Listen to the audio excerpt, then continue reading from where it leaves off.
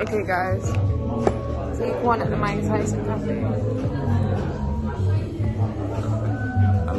Chef's kids. Makes a woman healthy, wealthy, and wise. That's why you're wiser than me. It's Stephen. Hi, I'm Maurice. I'm an executive by day and a wild man by night. Hi, my name's Monroe. You've probably already noticed that I have incredibly blue eyes. Hi, my name is Phil. Most of my friends call me Big Phil. Okay. I like to talk to people deep into the night. I play guitar. I'm Eitan. Hi, I'm Fred. Hi, my name's Mike, and if you're sitting there watching this tape smoking your cigarette, well, hit the fast forward button, because I don't smoke and I don't like people who do smoke. I'm not afraid to get sand on my tuxedo if you're not afraid to let the wind mess your hair up a little bit when I take the top down. Perhaps even a nice bath with some champagne and candles. Hi, Mom.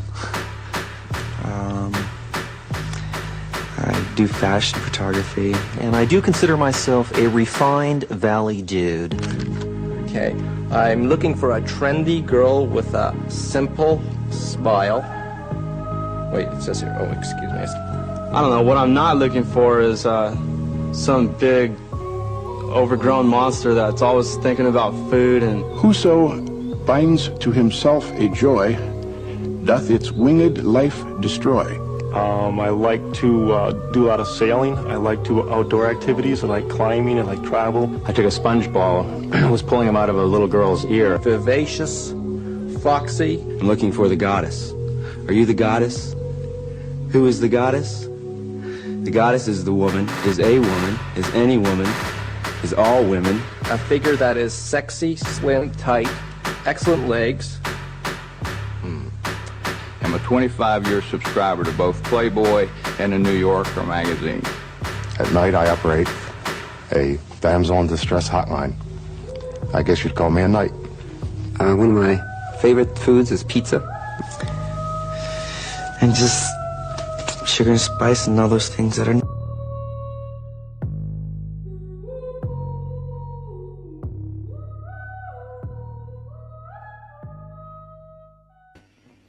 If that doesn't black pill you, at this point, nothing fucking will. If that doesn't black pill you, if instead, like me, you watch that and you think, fuck, there's always been hopeless men, huh? There's always been hopeless retard men, huh? Is it not true that on average across all of human history, only 40% of men or something have ever reproduced? The golden age, the sweet spot of male reproduction was actually around the time that that video was made. Not the video of me in Amsterdam off my nut. The video of the men talking about, how they can't find a woman. The weird precursor to online dating, the video dating profiles of those men from the 1980s. I looked it up. In the US Census in the 1980s, 75 to 85% of men married at least once in their lifetime. And the divorce rate was around the same, around 70, around 85%. Marriage in the 1980s, still a viable option, yet those chuds existed en masse. Is it safe to say that there will always be chuds? Is it safe to say that just like there will always be whores and there will always be coin clippers, there will always be chuds? Those of you who came early, have my ever undying love and devotion. And as a consequence, what I'm going to do, actually, let me issue some corrections. The first correction is an apology to Coco. I lied to Coco last stream. Well, I semi-lied to Coco last stream. I said, there's no way that I can give you a membership. I was half lying. I couldn't and I cannot directly give people memberships. But what I can do is kind of open my own stream in a different tab and give membership. Like YouTube gives me 10 free memberships per month, and they don't roll over into new memberships. So I want to give them away, and I want to give them away now to the people, specifically to the people who are watching this. This will be one that probably gets unlisted pretty quickly and put as a members only stream. This will be very much about magic. Yeah, the undertone is obviously dating. I want to talk to our guest later about, well, lots of things, but chief among them, polyamory. And this bizarre movement towards polyamory and polycules. But the undertone of this will obviously be magical. super anti-black pill, and super magical. On that note, I have two. Well, let me just issue these corrections first. A, I'm sorry to Coco. I half lied. Also, I'm sorry about. I made a mistake not in the Sam Hyde stream. I cannot fucking believe they took the Sam Hyde stream down. I didn't even do anything. All I did was show a 20-second video of a Chinese man whipping an African man with a belt. All I did was show a 20-second clip. By the way, I'm so glad that China gets to colonize Africa and not those evil white people. Like, all I did was show a factual clip of it. Of course, that got me a warning for graphic violence. Lesson learned, like we are walking a fine line here. We're on thin ice. We are treading a tightrope, as it were. So fuck it, I've got to play the game.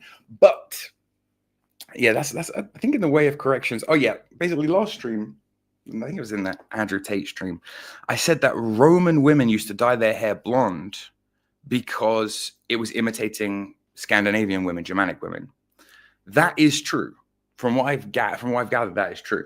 But I was wrong about the reason why. I always assumed that the Romans saw the Scandinavian women, Germanic women, Celtic women as more promiscuous than them. That is not the case. I was rereading Tacitus literally just this morning.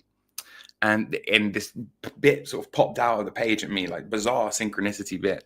And I thought, listen, if I ever lied to you, I'm going to come back here and I'm going to correct myself. Even if it's about some obscure trivium from antiquity, the true story is that yes, whores in ancient Rome did dye their hair blonde, but they did do it to ape Germanic women, but because it's erotic, because it's exotic, because it's outsider, and they did pressure whores in Rome to do it, but not because the Germanics were seen as sexually promiscuous. A trend that, if you think about it, continues to this day.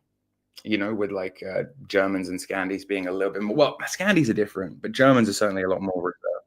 They're famous for being kinky, the Germans, but they're not famous for being like laissez-faire with their sexuality in the way that Mediterranean people are.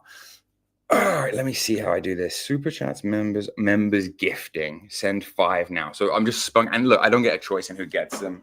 Okay, guys, like the stream, like the fucking stream. I don't get a choice in but did I have a membership? All right. Have a membership, and honestly, genuinely, thank you for tuning in. Especially thank you for tuning in for this one, because this isn't red meat. It's very easy to whip up a crowd if you're talking about something political. It's very easy to talk about, this is magical stuff. In fact, on that note, let me show you something that will kind of get you in the mood for you to watch while I get in touch with Pondmaker, aka @Mudscryer, and try and get her on here for a chat. Fascinating character, like genuinely. It's one of those ones that on the surface seems boring. It's like a chick from San Francisco. It's a woman from San Francisco who's like, what you'd expect a white woman in her mid-20s from San Francisco to be like, but also incredibly intelligent, works in STEM, believes in magic in the crystal girl sense, but applies it to the school of magic that Europeans are the best at, which is, science. So she's a hella interesting figure. But in the meantime, just to get you thinking magically and just to get you in the mood, because I know it's hard. I have to pull you out of the mundanity of everyday fucking life to get you to kind of be on this wavelength sometimes. And I'm the same. You can't walk around in blissful ignorance all the fucking time, being delusional. You just have to be able to practice fluctuating between delusion and reality. I think that's the key. But yeah, let me fucking see if I can share this with you. Yeah, cool. All right. Now, this is a show called Unheard on YouTube. Unheard is an interesting one because they should have well in excess of 2-3 million subscribers by now for how long they've been posting, for the kind of quality content they post. They're like a center-right British NPR or something. But they cover much more kind of like fringe topics in a more serious way. Their channel and content is interesting. If you want to be plugged into a little bit of the normie world that won't absolutely rot your brain, that isn't complete rot content, Unheard is pretty good. Okay, for example, they were the ones who outed Susan Mickey as a communist. Susan Mickey is the UN chair for behavioral insights, which I know sounds innocuous, but like she's a woman that the United Nations gives a lot of power to, so she can do social engineering programs on you, so she can psy up you, right? And Unheard actually outed her as being a communist. So even though they're normie and they're center right or whatever, they do make some pretty decent content. And they also do some fringe wacky shit like this, which is worth watching, right? Especially if you're trying to think magically. They interviewed a druid, right? An American druid about the political situation, who describes Trump archetypically, magically, describes Trump as a sun king. Watch this. See what you take from this. I'll be really interested in the chat, especially in comments from members on this. But I'm just going to, in the meantime, try and find Pondmaker at Mudscryer. America is a barbarian society. Watching Trump go from the kind of trickster, symbolically orange, interestingly, to the kind of golden figure. He wants the... Pay attention. Trump is a trickster figure, symbolically orange. Listen carefully. America is a barbarian society. America is a barbarian society. Watching Trump go from the kind of trickster, symbolically orange, interestingly, to the kind of golden figure. He wants the country to have a golden age precisely to extend a vast middle finger to his opponents. What a slap across the face of the entire bureaucratic system. He shone a light into a dark corner and then unfortunately found himself there. But I think it is very important to realize how much of our political life is a matter of projections of mythic images. I'm going to hope for a moment that J.K. Rowling is not listening to this. Magic is about consciousness. It's not about violating the laws of physics. I have seen statistically improbable coincidences happen so often that you can practically set your watch by them. Magic is the politics of the excluded. People are flocking to Christianity because Christianity seems to be an anchor. You've got to watch out for these little sound bites, these little snippets of absolute gold. Magic is the politics of the excluded. For the culture. When reason collapses beneath you, what's your reason to do anything? Hello and welcome back to Unheard. Today we've got something a little bit different for you. Usually when I'm sat in this seat, I'm about to speak to an economist or a political scientist about the state of the world, or more... Gay, by the way. Gay, by the way. Economists are the most... If you think people who are wizards, who are druids, who practice ceremonial magic, if you think they're con artists and charlatans, oh boy, you should speak to a fucking modern economist. If you want to talk about people making shit up as they go along, pulling facts and figures out of their ass, try economics. You want to talk about voodoo fucking scrying into the void? More likely the state of America, which seems to be in a little bit of trouble recently. But today we're coming from a different perspective. John Michael Greer is the former arch-druid of the mysteriously titled Ancient Order of the Druids in America, a mystical group who use magic to explain where we've got to today. And on one of his very rare trips to the UK, I thought I'd pin him down in the studio, try and get some answers out of him, and he joins me now. John Michael Greer, welcome to Unheard. Thank you very much. I'm going to start with your journey, because it's a fascinating one, and I'm sure some of our viewers will be interested to know, how is it that a man from Rhode Island comes to be the arch-druid? There is no one American druid order. There are at least 30 of them that I know of, and none of them particularly listens to the others, except we'll get together and people will hang out as individuals. But it so happened I had my original druid training. Yeah, I know I'm shadow banned. You know how I know I'm shadow banned? Because a lot of people get join as a button on a lot of people who are approved YouTube partners get join as a button on the top of the channel. I don't have it. So obviously there is some fuckery afoot. Obviously I'm going to need the people who I give wrenches to do a little bit of light moderating while we try and keep this ship on track, right? Obviously there's going to have to be some concessions, but this is the whole point of having members. This is the whole point of having paywalled stuff. This is the whole point of just but yeah, 100% I know I'm shadow banned. When you tell people you're shadow banned, it seems like you're simping for attention. I'm not. I'm just simply saying it's a fact. Like, I'm fucking shadow banned. That's really why the only way you can help me and support me is by either liking the fucking stream, sharing the fucking stream, or being being a member. In the Order of Bardzovites and Druids, which is the largest of the British Druid orders. And after that, I was looking around because I'd finished the training. Now, guys, don't get it twisted, okay? I'm not a druid. But druidry, Wicca, these things are actually things I have a lot of respect for, because they're trying to unearth these old pagan, pre-Christian European traditions. Okay, people like this are always fonts of wisdom. This guy is the closest you're going to get, actually, as a European to a rabbi, to some kind of priest caste. Now in Europe, we decided our priest caste was irrelevant. We decided we would create a new priest caste of just one school of magic that was, working very well for us. So we created a science priest caste, and rightly or wrongly, but traditionally speaking, this guy and guys like this, people who are a bit more tapped in with nature, are supposed to be the priest caste. You know what I mean? So it's not. You could call me. I'll accept a wizard. That's actually a huge compliment. You can call me a witch. I'm all right with that. druid is a piss take. I wouldn't go that far. In order to be a druid, you would have to be part of some heathen druidic order and practice druidic magic. By the way, guys, my campaign of sexual harassment against Tom Rousel continues. Tom Rousel continues to pretend as if he doesn't know he's being sexually harassed. All I can say is we must increase. We must increase. I wanted to learn more, and I ran across this book by some American druid who's talking. I'll be honest with you. I don't want to speak these things into existence yet until they're ready. But Rudy and I are acquainted, shall we say, on Instagram. There will be a time in the future, right? And again, you guys can help me by making this worth Rudy's while. You can help me by subscribing to this. But yes, I want to talk to Rudy. Can you fucking imagine? Can you fucking imagine? I think he's wary of me because he sees me as this kind of like crow, raven, jester, trickster, hermetic figure that he's worried that I'm going to rug pull him, or I'm going to curveball him, or I'm going to, but like, American Druid orders. And they mentioned this book called this group called the Ancient Order of Druids in America. And the author of the book did not think much of him. It was old. It was, stuffy. It wasn't nasty enough toward Christians. He was very much into the neo-pagan thing, and so we have to be nasty toward the Christians. I love Miles, but I'm deeply suspicious of these test tube babies, man. I'm deeply suspicious of these test tube babies. But I'm probably gonna have to spend at least 2 or 3 nights just zoning out and looking at the natal charts of famous test tube babies to work out what the fuck is going on. These horrible things, and so I immediately knew it was something I wanted to look into. Followed a chapter of accidents where I tried to get in touch with them. There were defunct addresses. Yes, it is, right? At least in modern times. I was talking about this before, I think on the Sam Hyde stream, the one that got taken down. I was talking about how the chud is this like modern archetype.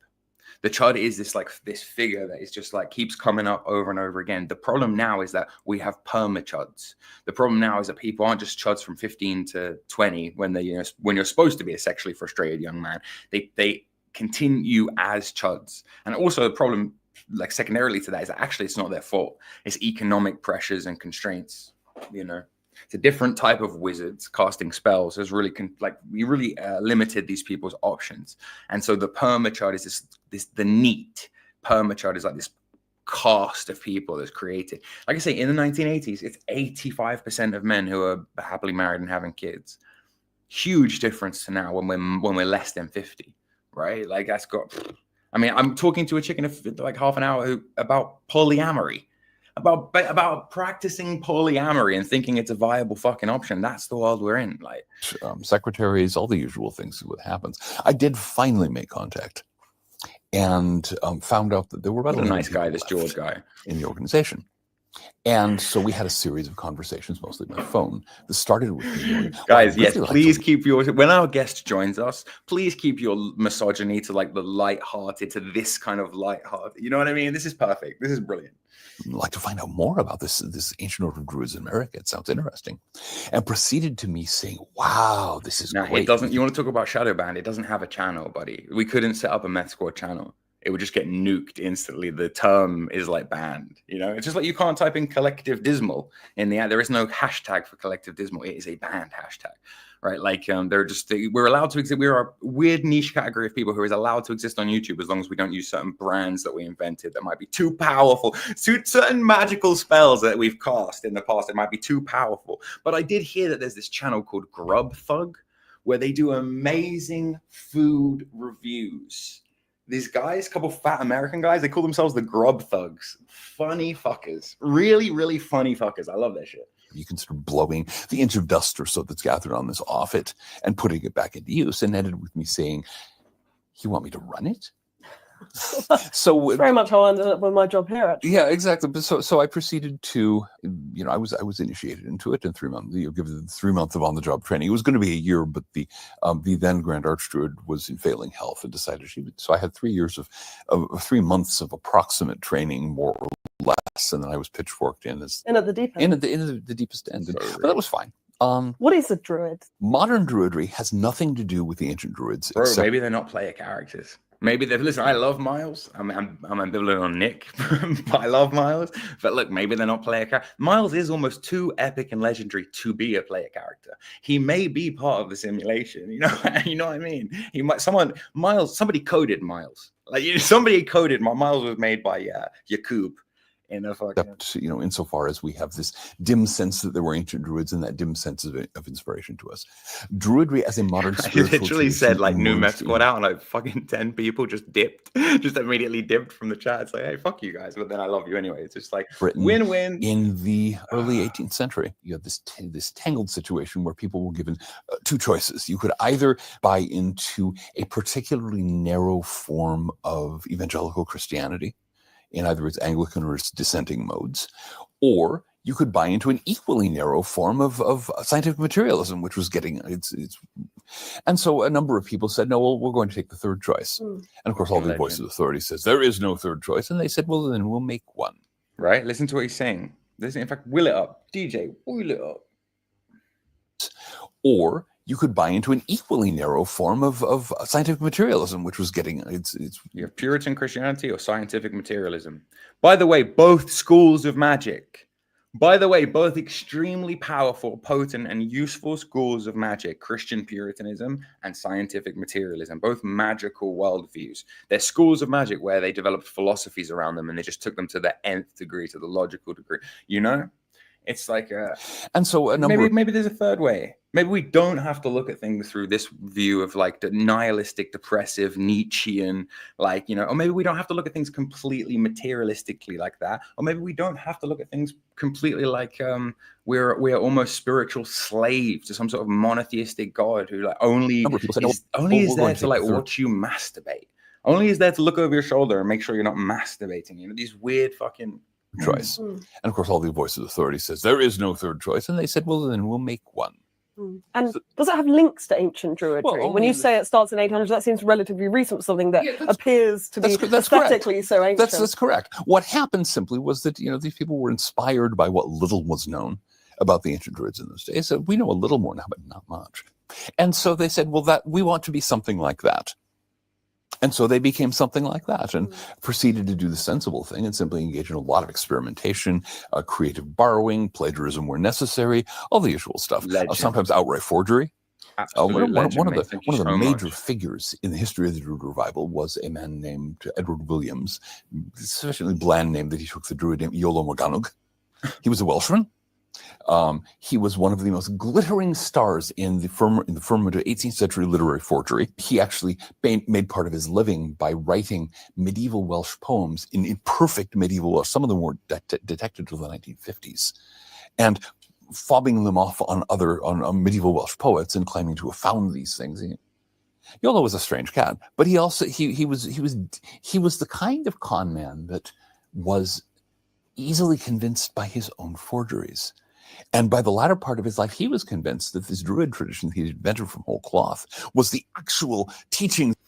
Something really weird happens, right? These guys like Crowley, like Gardiner, they're always accused of being like frauds.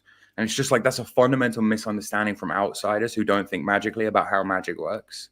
Frauds is like complete. It's like these black pill guys. You talk to these black pill guys and like, yeah, you could lie. You could lie about your job on your resume. You could lie to women, I guess, if you want. It's like, yeah. You could fake it till you make it. In fact, the only way to become good at talking to women, or the only way to become rich, is to lie a little. You got to lie to someone. You got customers and you got a supplier. Like you either tell the supplier that you've already got the customers, or you tell the customers that you've already got the product. You have to tell a lie. To create a business, you have to tell a lie, right? Like the actual act of that's what makes it evil. Fundamentally, it's material, it's mammon, it's money, it's of this world. But if you want to operate, if you want to change the world, change matter, change the material, bro, the worst thing you can do is be backpilled.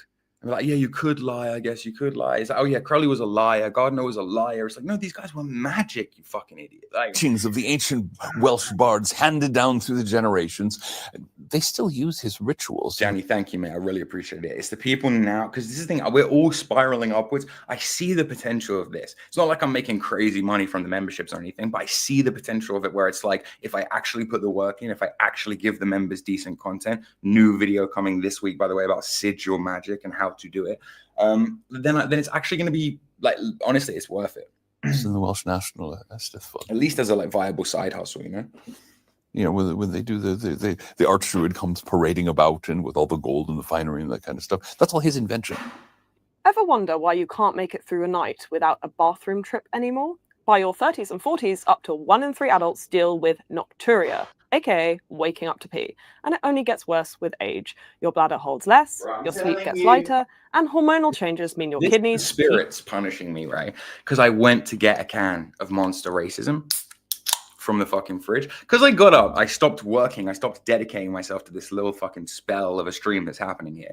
I went up and went to the fridge.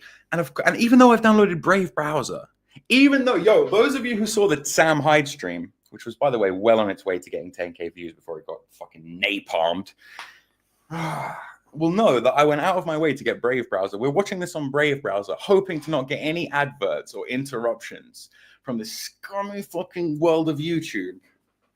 And yet now there's adverts inside the content now. Oh Lord, guys, this is a good time to tell you about this stream being sponsored by Raid Shadow Legend.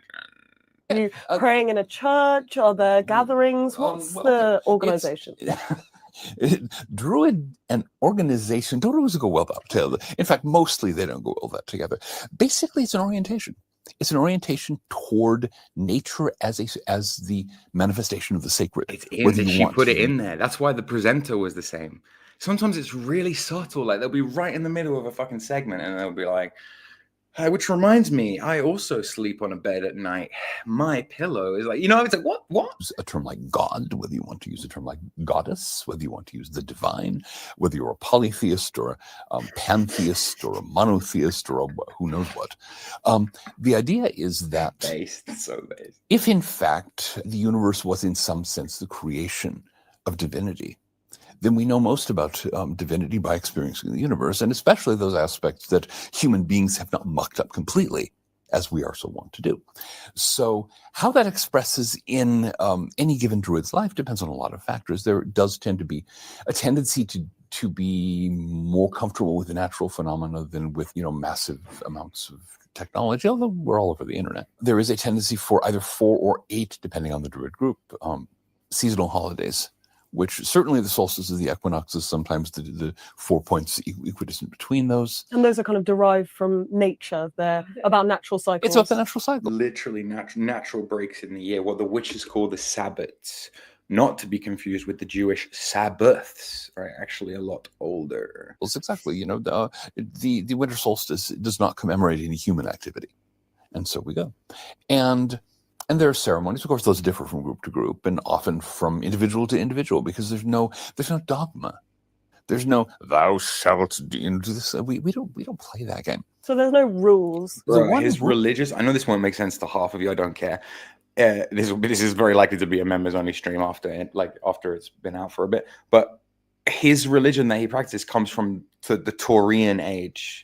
And it's lasted underground all the way through Aries, all the way through Pisces, and it will last on the internet in Aquarius, right? Like it's a fucking ancient, primordial way of doing things, completely tied to nature and the cycles and the seasons and the solstices and life and death and rebirth and reincarnation. Sorry, had to do it to you. And it's like a fucking, it's just so old. It's like it's not Piscean like Christianity. It's not Aryan like Judaism. That will confuse a lot of you. But it will survive longer. It will outlive all of these religions, in my opinion, Arguably, Jesus was a druid. The rule is that you should find your own inspiration. I'm not going to open that can of worms. Let me text this chick. I should see where she's at. Follow it. And don't maltreat other people. They'll dump you. They'll just turn their back and walk away. Probably quite a good way of living life. It seems to work tolerably well, but it does leave people very frustrated. Well, what do you believe? Well, this whole notion that religion should be about accepting an ideology on faith strikes many of us as daft. It's silly.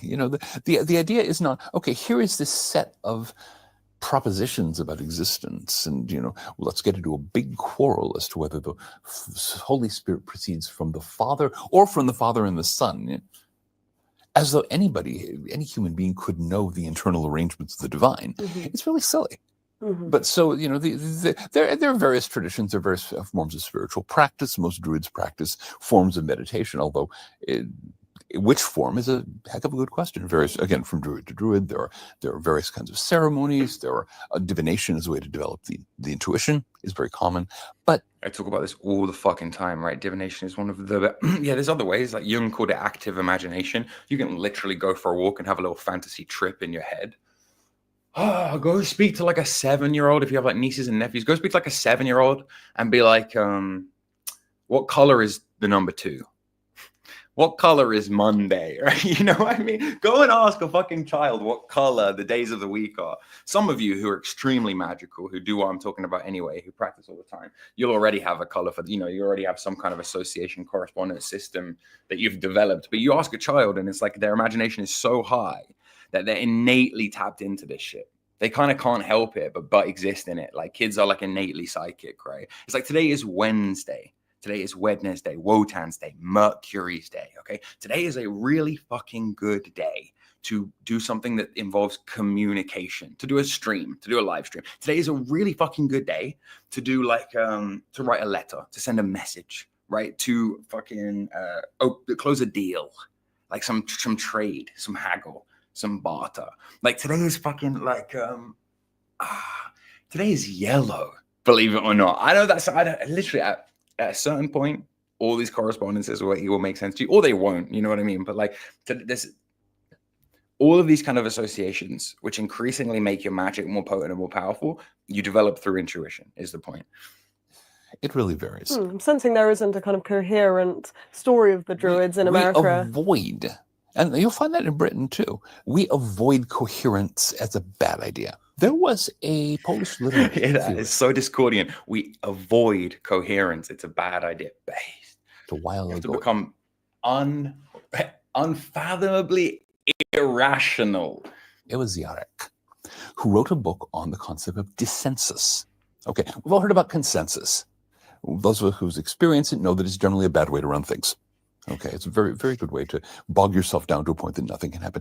Dissensus is the principal avoidance of consensus. If you're lost in a wood, you don't sit down and decide which way is out. You have people go in different directions and search, and everybody goes some different way, and they come back and bring their news. Okay, that's dissensus. It's much more likely to get you out of the woods. And how do you practice dissensus? Because consensus obviously has a kind of coherence to it in that everyone comes together, shares a point of view or a perspective. And then they all attempt to hammer out a single thing. How do you foster dissensus? First of all, you say there is no fixed ideology. Figure it out for yourself. Secondly, you encourage people to go their own way and then come back and say, well, this is what I found. You know, the druid email lists, druid forums, things like that are very often, you know, this series of seemingly random conversations where people say, well, you know, I did this at the winter solstice, and these were the results I had, and people go, well, that sounds interesting, and this kind of stuff, and it seems to work. You avoid trying to impose any unit. It's much easier because human beings are naturally dissensus prone. We're all quarrelsome kids, you know, we all disagree with each other, and that's good. That's actually, if in fact one of the points to having human beings at all is that each of us are exploring some part of the human experience. If everyone's doing something different, we're going to get a much broader idea of what the human experience is. How does the occult and magic fit into this? Okay, that depends on how you define magic. I'm going to hope for a moment that J.K. Rowling is lock in. Those of you who like understand this, want to learn about this, like just pay cha-ching attention.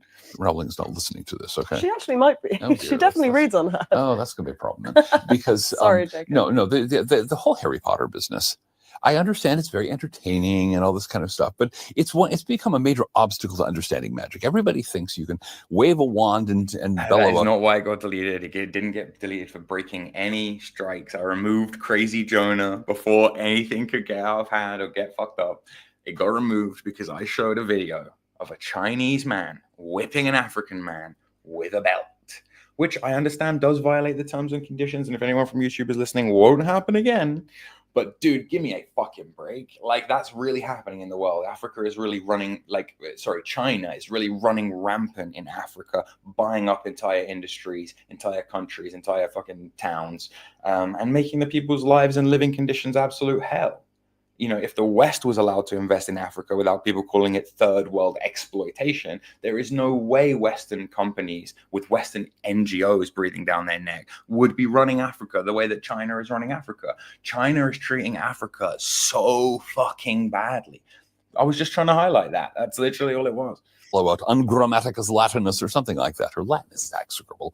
And, you know, and some impossible thing happens. That's not magic. Absolutely. What is magic? Dion Fortune. Absolutely, there is. Well said. Who was still probably the most influential British exponent of that in the 20th century. And guys, for those of you who sub to the higher tier, some people actually sub to like wizard tier, and it's like, I can't actually, I'm kind of overwhelmed. I'm not going to lie. Like those people, it's just like, wow, what the fuck? For those guys, I'll do a Telegram chat full of like, it'll be a chat. It'll be more of an archive, more of a black library, a black lodge, full of like PDFs, basically. Good shit that you should read. You know, Manly P. Hall, Dion Fortune, Rudolf Steiner, Crowley, you know, all of Gardiner, you know, Blavatsky, like just, you know, everything that is like foundational to kind of Western occult. I'll find the PDFs, I'll get them in there. Dion Fortune, I have so many fucking, I would recommend, and again, you have to be in the right headspace to consume this, but I would highly recommend reading Dion Fortune. Very influential to this day. Defined it as the art and science of causing change. Kind of like Jordan Gold. Sound like a real name to you? Sound like a real name to you? Changes in consciousness in accordance with will. Okay. Now, that's a trickier definition than it sounds, because it's not saying whose consciousness is not saying whose will. Consciousness. Let's go back. Let's fucking go back. How did Dion Fortune define magic? Exponent of that in the 20th century, and is very influential to this day. Defined it as the art and science of causing changes in consciousness in accordance with will. Okay. Now, that's a trickier definition than it sounds, because it's not saying whose consciousness is not saying whose will. But it is crucial to realize that magic is about consciousness. It's not about violating the laws of physics. It's not actually supernatural. I personally don't believe that there is anything actually supernatural, anything outside of nature. This is very common amongst people who practice magic. To the atheist mind, it's like, oh, you're like me. You also don't believe in the supernatural. It's like, no, I just believe there's so much shit we couldn't possibly understand that is preternatural, would probably be a better word, right? It's not like it's a complete third way. The atheist will always see a magical person as an atheist, and a Christian Puritan will always see a magical person as like a Christian gone wrong, like a heretic. Oh, he believes he's got some God in him. He believes in the right things. He's clearly got some morality, but he's not, you know, and that's if the person uses their magic for good, right? Sure. Now, nature may be a little broader than Richard Dawkins, say, is capable of imagining. That wouldn't surprise me at all. He seems to have a very narrow imagination. But there's no need to postulate some way of breaking the laws of nature. I have never seen anyone levitate a coffee cup, for example. I've seen a lot of practitioners. I've seen people transform their lives completely. You know, for good or ill, you can mess yourself up with magic quite comprehensively. But I have seen statistically improbable coincidences happen so often that you can practically set your watch by them. But nothing actually impossible happened. It's just everything fell into the right order at the right time.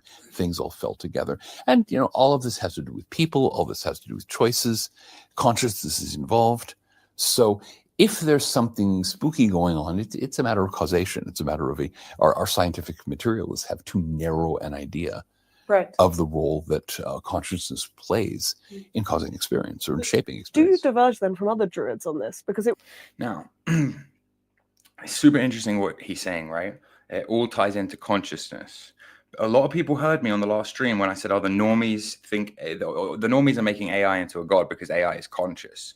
A lot of people heard me say, like, must have heard me say, I think AI is God or something, because I use the analogy, I guess, that AI has spirits in it, right? Like it is random, it's quantum. It's like, no, it's like, I can understand that AI is conscious to the level of like how a cow is conscious, maybe even a bit more, and still not want to venerate it or deify it or live under it or worship it or be like, whoa, bro, I can fathom something being more conscious than me and me still not wanting to be its bitch.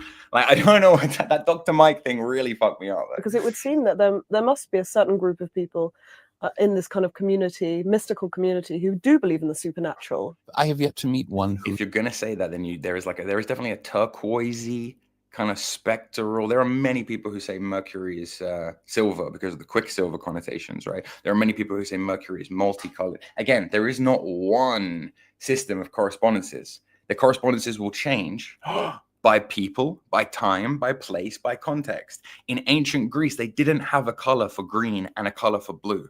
They had a color for green, blue. Everything that was green or blue, from the mossiest, deepest green to the most light aqua tropical blue, was all considered green blue. It was just about context. So they had 6 colors. That's just about how the context. It's not. Well, I've met people who don't actually practice who hold that belief. I have never met anybody who is a serious practitioner of magic who believes that they can levitate coffee cups. Real. Much less, jump onto brooms and go zooming away or play Quidditch or something. Well, the reason I have you here today is because, now, as I was saying, just for the ad hominem crowd, right? Well, if he practices magic, why does he look like that? Why does he have warts growing on his face and a big overgrown Hagrid beard? And if he practices magic, why is he not a chud surrounded by women? Why is he not wearing a Rolex?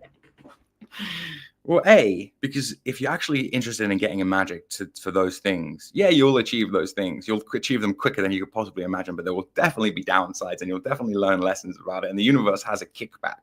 The universe has a kickback like programmed into it. You'll learn real quick. But I just think secondarily to that, it's a terrible fucking thing to want to learn, you know what I mean? Actually think about that. People said to me oh, is there a way to use magic to get a girl to fall in love with you? And I'm like, yes. Yeah, there is. You don't even have to take it from me. You can go find it in the Greek magical papyri. Whether or not you'll have the intuitive ability to be able to do anything with the Greek magical papyri is one thing. But secondarily to that, hello, ethics. Let's just assume you could use the Greek magical papyri to get a girl to fall in love with you and to become infatuated with you. Ethically speaking, what is the difference between doing that spell or ritual and slipping Rohypnol into her drink in a bar? No, I'm serious. Ethically, right? What is the actual difference? So be really fucking careful about what you're practicing, what you're putting out into the world. That's all I'll say. I'm sure there's ways to do that stuff. Absolutely. I'm not going to fucking teach them to you. But I was saying to you before we started rolling, I will sit in this chair and ask economists, political scientists, even, rock musicians in the past, why they think the world has got to the place that we're at now, especially in your case. We're about to do magical politics, so... Get locked in. Go get a cup of whatever it is you people eat. Home country of America. Oh, yes. Because it seems to be in a particularly interesting moment in history. Interesting, a very good word for it. It's like the apocryphal Chinese. I do work now. I literally do. I'm working for the members. I'm out here working for the members. I see the members very much as my clients. I see the members very much not as customers, but as clients, which is why if you pay for a higher tier membership, I'm just going to consider myself your personal wizard, People need counseling. People need Jungian therapy that's not from a Jewish person who's trying to medicate them. People need to have their natal charts read. People need to understand shit. So I'm here for that. I'm here for the members, but I only work for the members. Understand I do not work for people living the dream, okay? I love you, buddy, but I have no obligation to you. Members only.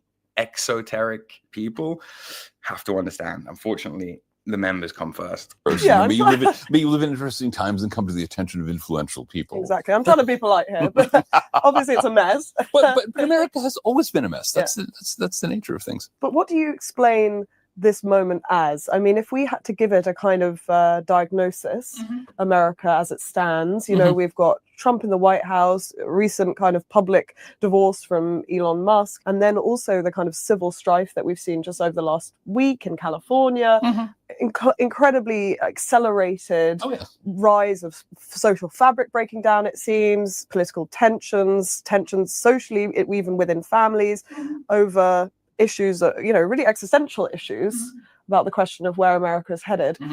How do you think we've got here? What does this moment symbolize? Okay, the first thing that I think is crucial to remember here is that the United States is not a civilized society. It is very common in history that you get a thin veneer of a civilization derived from some decadent imperial power that spreads over a barbarian society. And so you have, Visigothic kings wearing togas, or you have American presidents aping European politicians or what have you. But America is a barbarian society. We swagger around with our guns the way Visigoths swagger around with their swords. It is the nature of our society. Has it always been that way? Well, yes. Yes. There are some occult traditions that suggest that we'll finally get around to creating a civilization around 2600 AD. Got a bit to wait. It's a slow He's process. talking about the eons. Civilization He's talking about the astrological eons.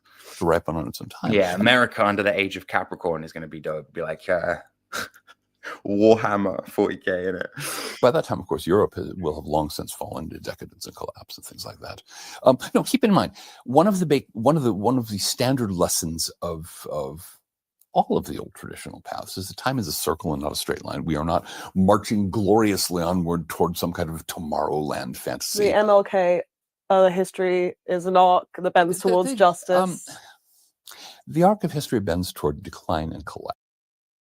That's fascinating. So Wednesday is associated with Hermes. Yeah, Mercury Day, Wotan's Day, Wednesday. But I didn't know about the purple thing in heraldry. That's fascinating. Is that because purple is the most expensive color in antiquity and therefore most associated with money or royalty or whatever? I know there's a Jupiterian connection to purple as well. Somebody can map this. Somebody insanely autistic will be able to make like a web of interconnected hyperlinks of correspondences between different like Western schools, like a big syncretic dictionary.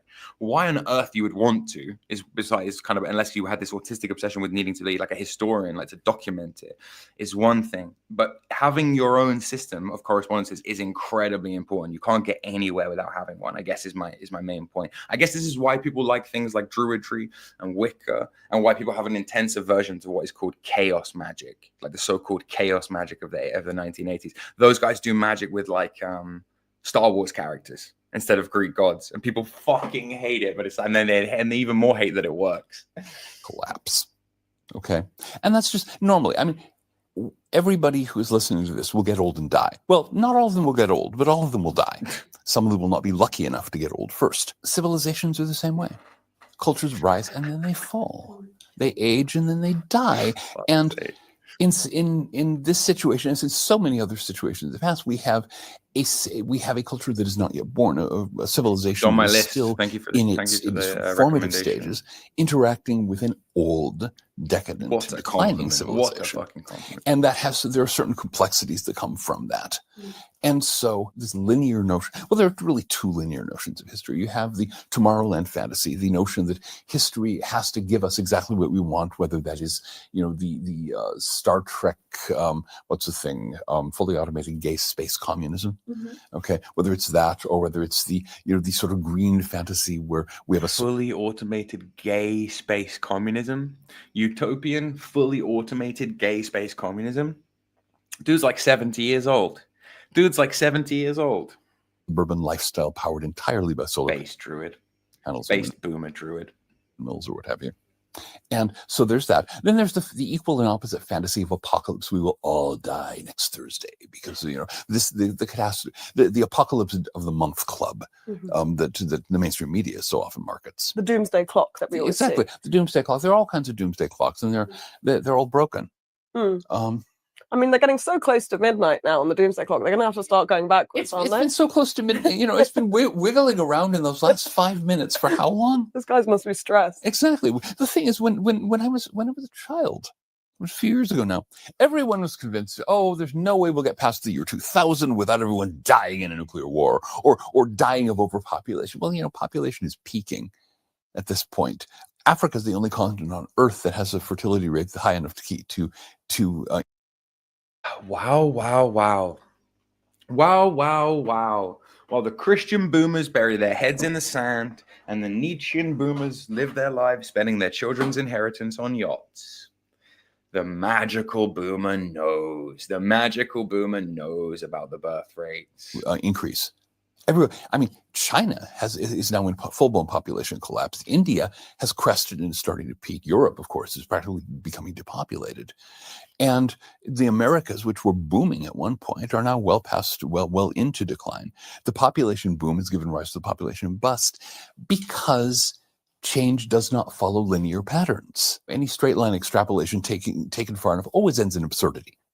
And yet that's almost all we're offered, either by the Tomorrowland fetishists or the apocalypse fetishists. It's all, we take the trends we want to follow and we extend them in a straight line, and they reach the destiny of our dreams and our fantasies, whether those be fantasies of, zooming through the galaxy on gigantic steel phalluses, or whether it be that of cowering in a burnt out basement, at least going, thank God I don't have to go to work today. That's me on a Sunday evening. No. In the cyclical idea of history, where would this moment be in other cycles? So if you imagine if the cycle has happened many times, are there other points that would seem relatively similar to the point that we're at now? Here, it's a little complex because one of the variations is that some civilizations establish a single imperial state. I am not joking, Coco. This guy is about to bring up Kek, the Egyptian chaos god, and 4chan. This druid, this boomer druid, is about to bring up the guy, and this is why you need to watch stuff like this. All right, this is why you need to fucking just wait for it. State in their final phase. Others do not. The ancient Maya, for example, did not. The classical world did. We all know about the Roman Empire. Europe did not. Came fairly close. Napoleon, I think, was probably the closest approximation to it. And if he'd managed to beat Britain, if he managed to get his troops across, we would all be, you would all be subjects of a sprawling, decaying French Empire that would not be that different from the EU, all things considered. Little less German influence. No Ursula von der Leyen, maybe. Yeah. Well, it's been a source of quite some amusement to some of us in the United States that after fighting 2 immense bloody wars to try to contain Germany, Europe then turned around and gave the Germans everything they wanted out of the war except for a victory parade down the Champs-Élysées.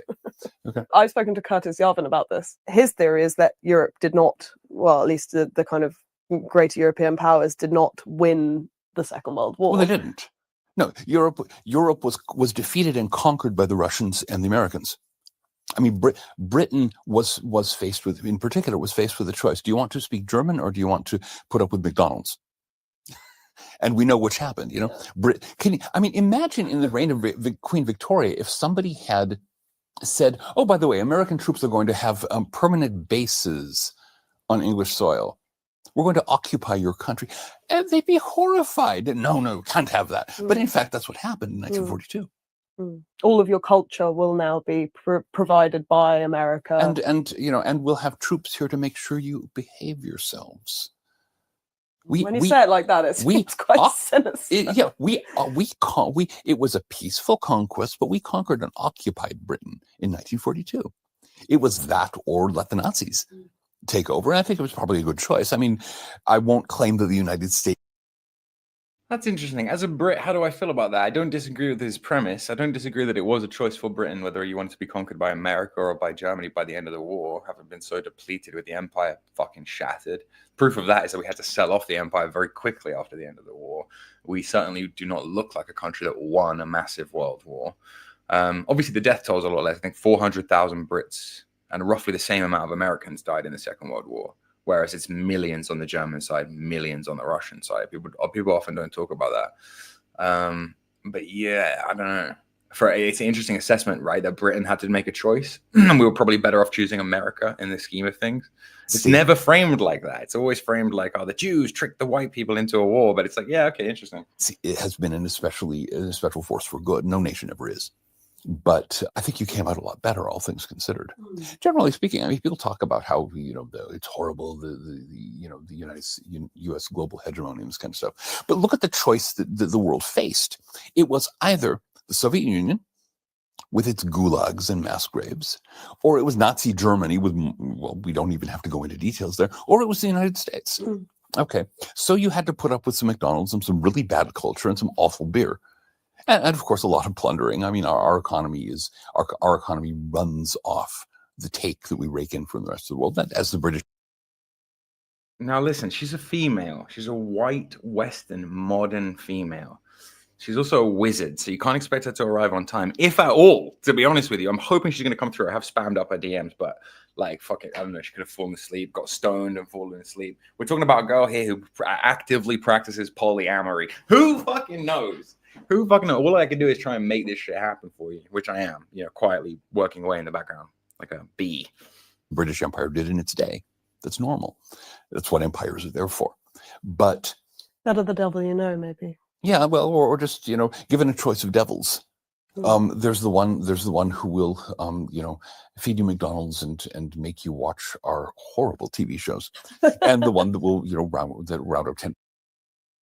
Yeah, this is an interesting one, isn't it? I think there's definitely a timeline where that happens. There's definitely a timeline where we go into planetary and we win, right? There's definitely a timeline where none of those things happen. There's actually a timeline where like I know this is gonna blow your mind, right? But there is actually a different timeline where the Ethiopian space program mogs. There is an inverted, topsy-turvy, upside-down world timeline where Rudyard Lynch is a young Ethiopian man. I know this won't make sense to you right now, but it will after you become a member and you've been subscribed for about a month. 10% of the population march off to gas chambers. Take your pick. You know, it's real pick your poison at that point. Yeah, I mean, like, okay, this probably we can debate the conspiracy around this, but yeah, exactly, pick your poison. Speaking of McDonald's, let's talk about Donald Trump. You've written about him for Unheard. Tell me what you think about him. He's an outsized figure, of course, in American life, now more so than ever. What did you feel when you found out that he was going to be president for a second time? I wasn't surprised in the least. I was the irregularities surrounding the 2020 election were interesting, and it fascinated me that they ended up blowing back to his benefit, because he had. I mean, if they had simply let him serve 2 consecutive terms, the second term would have been not much different from the first one. He would have been hamstrung by the, by call it the deep state if you want, by the permanent bureaucracy. As it was, he ended up with a grudge the size of Greenland. He ended up with making common cause with a lot of people in the New Right who didn't necessarily have that much in common with his, but they were willing to support him and back him. And he ended up being able to lay extremely detailed plans. So he hits the ground running at a speed that I think no previous administration has ever done. One of the things you will not get if you watch US corporate media is that outside of what we can call the professional managerial class, the PMC, outside of the PMC, he's wildly popular for a very simple reason. Inflation is actually down. Gas prices are down.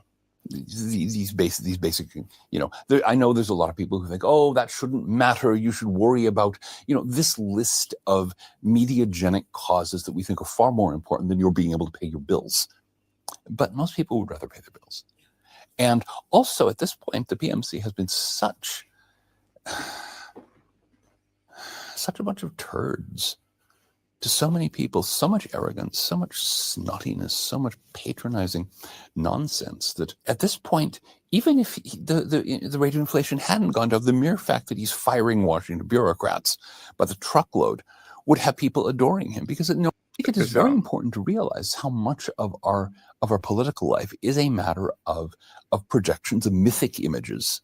Watching Trump go from the kind of trickster figure, symbolically orange, interestingly, and some, to the kind of golden figure that he's trying to become. You've probably seen the Italian float of the God Emperor with the Twitter sword in one hand and so on. Which takes a kind of amalgamation of mythic imagery, doesn't it? By 2017, some of his young fans in the sort of 4chan, Keck worshipping basement building, I'm using their own description. Bruh. Here, okay. We're describing him not as POTUS, President of the United States, but as GIOTUS, God Emperor of the United States. I mean, I think he probably believes that to some degree, doesn't he? I'm quite sure he does. That's right, Coco. The fact that you're more psychic so than you think you are, Coco. You're more tapped in than you think you are, Coco. Yeah, that's right, Coco. Execution. That's right. And isn't it interesting? There's been absolutely no discussion of the assassin or of anything related to that. It fell into a black hole a day or two after it happened. Yeah, I don't even I can't recall any coverage of any trial or anything. There was nothing. And he felt that he had been saved by God. Do you think that there is some truth to that? I have no idea. I do know that it is quite common for really charismatic figures of a certain type to be able to get away with things like that. There's the old thing: one does not simply shoot Napoleon. I mean, Napoleon could go charging into the front lines of battle. One does not simply shoot Napoleon. Bar after bar from this guy, no? Critics of MAGA, the Make America Great Again movement, would say that it is already a cult. Oh, of course. Do you see it that way? Of course. You can't get social change without a cult. If MAGA is a cult, so is the whole green climate change thing. So is equality. The arc of history bends toward justice. Well, no, it doesn't. But it's a great. What else did you say, Coco? You said the arc of history bends towards the nothing ever happens chud. You said that Nick Fuentes quote. Coco exhibiting high psi level abilities today. Damn. Listen to what he's saying. Fucking fascinating. Great mantra for people to recite in that particular cult. Rationality. If that's a cult, then so is equality. Just full of bangers, this old man. Plays a much smaller role in our life than I think, and I don't just mean American life, than anybody likes to think. Rational thinking is this paper-thin veneer over the top of a perfectly ordinary primate nervous system. And most of our activities are governed by the same forces that govern the activities of a troop of baboons. It does seem that we're coming to the end of a cycle of rationality obsession. The Steven Pinkers and Richard Dawkins of the world seem to have lost their grip somewhat on the culture. They've lost their grip in several senses, in fact. But yes, the thing is, this is also normal in history. You typically, societies emerge, as they are born, you have an age of faith, because all you have to work with are religious metaphors. And then gradually those become unsatisfactory, and you end up with the age of reason, which just takes the religious metaphors, files off the serial numbers, and puts humanity in place of God, or the gods, or whoever, whatever the divine principle is. And then the age of reason. I saw this hyper. I saw this and it made me sick. Actually, it made me sad, right? All you need to know is that Ghislaine Maxwell was a top tier, top level karma, highest karma moderator on Reddit. All you need to do is look into Aaron Schwartz, the young Jewish kid who really believed in free speech, who created Reddit and who died under extremely mysterious circumstances. There is a whole rabbit hole to be unpacked to do with Reddit. I might make the video. I might just make the fucking video. Subscribe to membership, guys. The reason becomes toxic because we're not that smart. And all these marvelous rational plans turn out to fail miserably. The Greek philosophers... It is a dead end, right? It is a dead end, a circle jerk. Have you seen that infographic of how all of the sciences, all of the hard sciences even just reference each other? Like all the physics papers are built on the math papers, and all the math papers are built on the computing papers, the computing papers. It's all just going in a big fucking circle. The whole of academia is just a big self-referential circle jerk between a bunch of people who claim to be specialists. You know what an expert is? You know what an expert is? An expert is someone who knows more and more about less and less until they know absolutely everything about fuck all. That's what an expert is. An expert is someone who has blinders on like a horse and is just trotting forwards endlessly down a channel that has been created for them normally by academia. There is such a fucking problem with the scientism and listening to experts and more rationality and putting people like Richard Dawkins and Steven Pinker, like venerating the Neil deGrasse Tyson types. There's a real fucking problem with that, like actually. Several of them tried to set up cities and things like that, and none of that worked at all. And so eventually people start saying, okay, that didn't work. And then you have what Oswald Spengler referred to as the second religiosity. Spengler from the druid. No. Yo, fucking Spengler from the druid. I didn't even know we were gonna go there.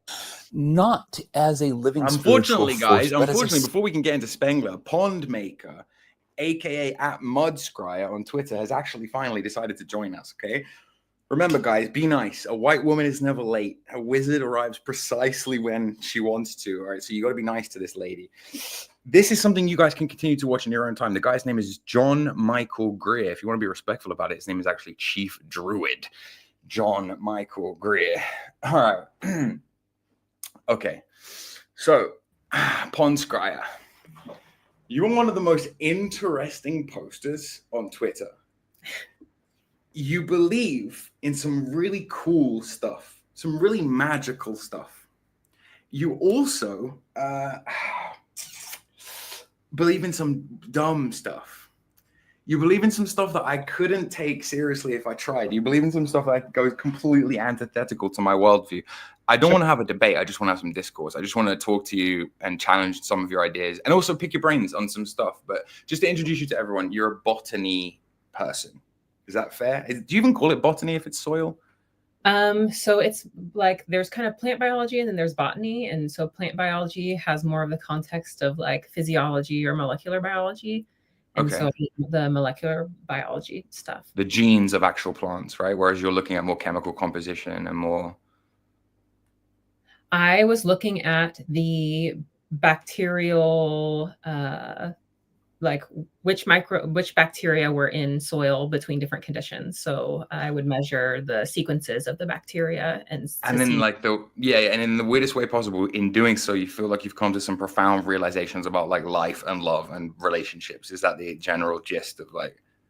Yeah, because I think that just they are so complex and they've taken so many millions of years to come to this harmony that there's a lot that we can understand about ourselves from this harmony, kind of like as above, so below, in that kind of way. Okay. I feel like the majority of the debate portion of this is going to be me trying to convince you that human beings are not bacteria, but that's okay. Like, let's just like, all right. Starting on easy, you're fascinated with AI, right?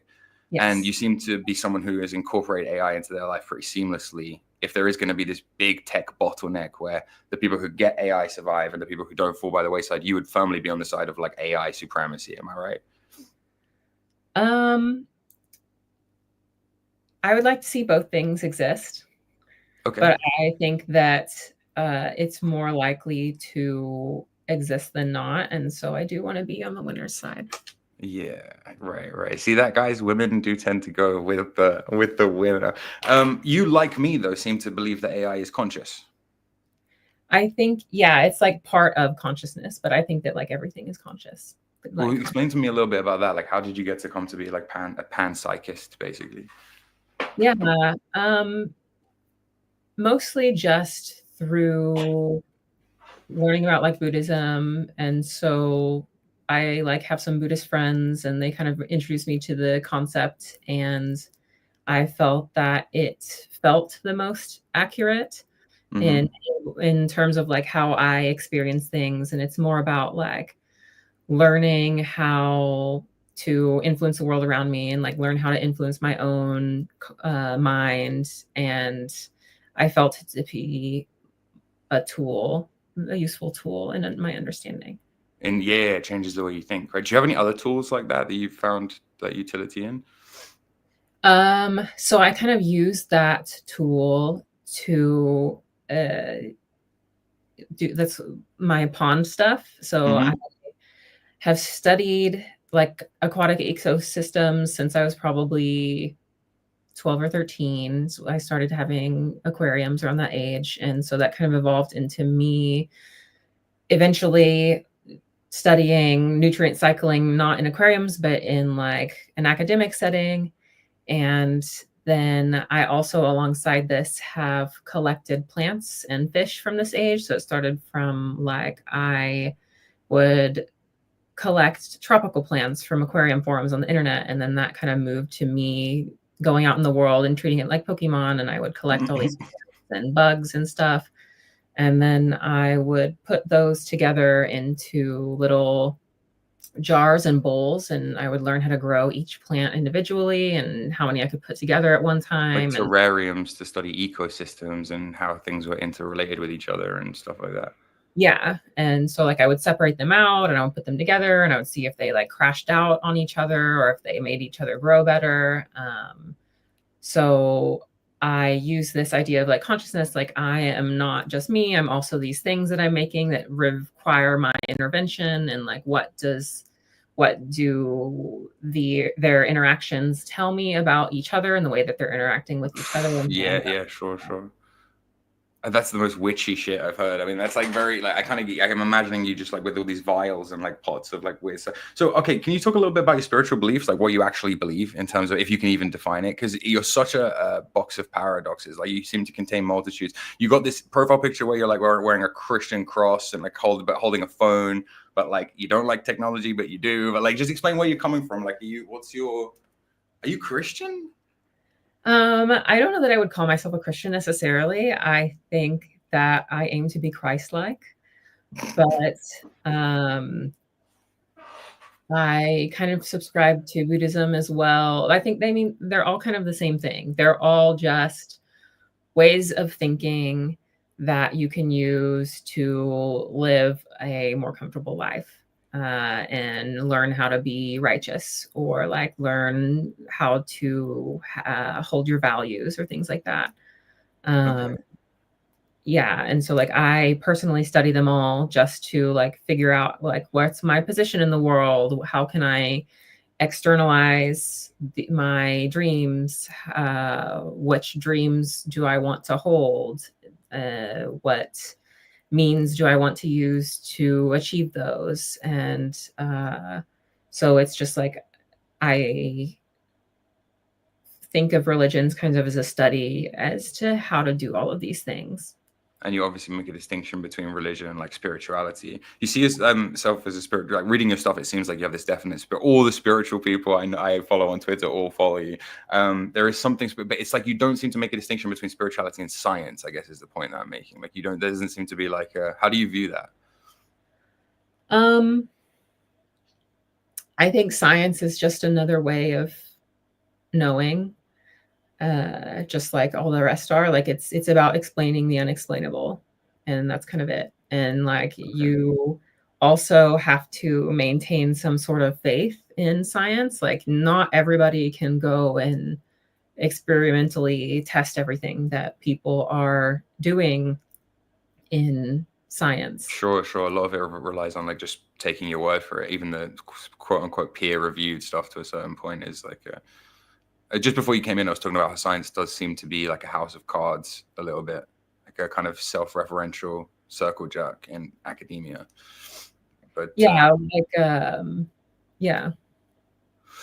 the real thing I want to ask you about, I guess AI will tie back into this later, but like, is your relationship stances.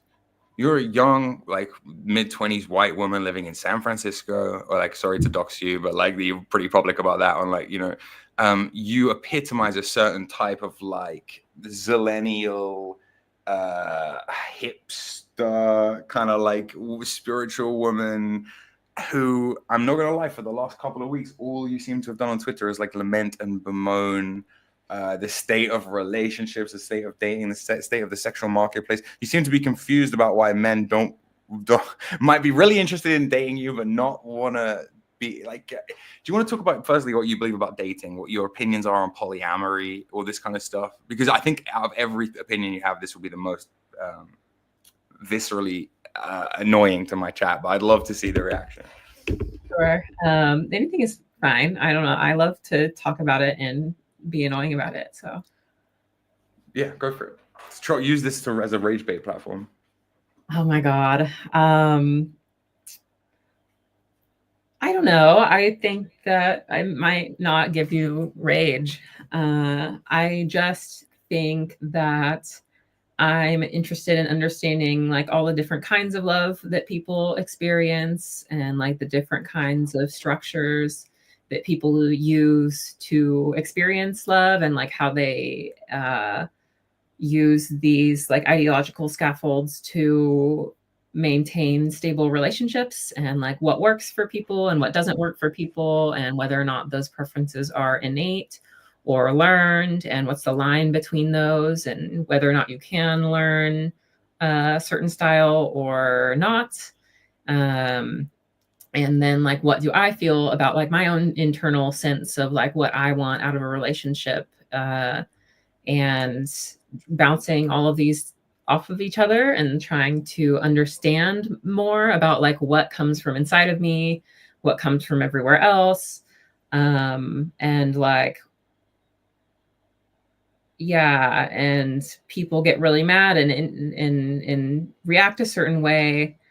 And I think that that's just because their competing ideology is, I don't know. It's kind of. Hold on. That's interesting. Are you coming at this from an ideological perspective? Do you have an underlying ideology that underpins your like approach to? Because most women who don't live in like urban, liberal, innovative hubs, like, you know, places where like most women aren't that way inclined or that way minded. You will have noticed surely that a lot of the visceral reaction you get to your polyamory tweets comes from women, not just from men, right? Like it's like so I'm just wondering, like, is there an ideology that informs this? How did you get to this fucking point, basically? I have always kind of had open relationships, and that kind of worked for me, and I liked it, and I kind of prefer that. And I tried like a monogamous relationship, and that felt kind of stifling and ended. But then at the same time, I have to comb through like what part of me wanting an open relationship was like insecurity, or like wanting to, like thinking I needed to have some kind of certain experience, or like to make myself feel valid, or like whatever internal validation, you know, that kind of thing. Wait, do you think that's the key driving force for why people get into monogamous relationships? What do you mean?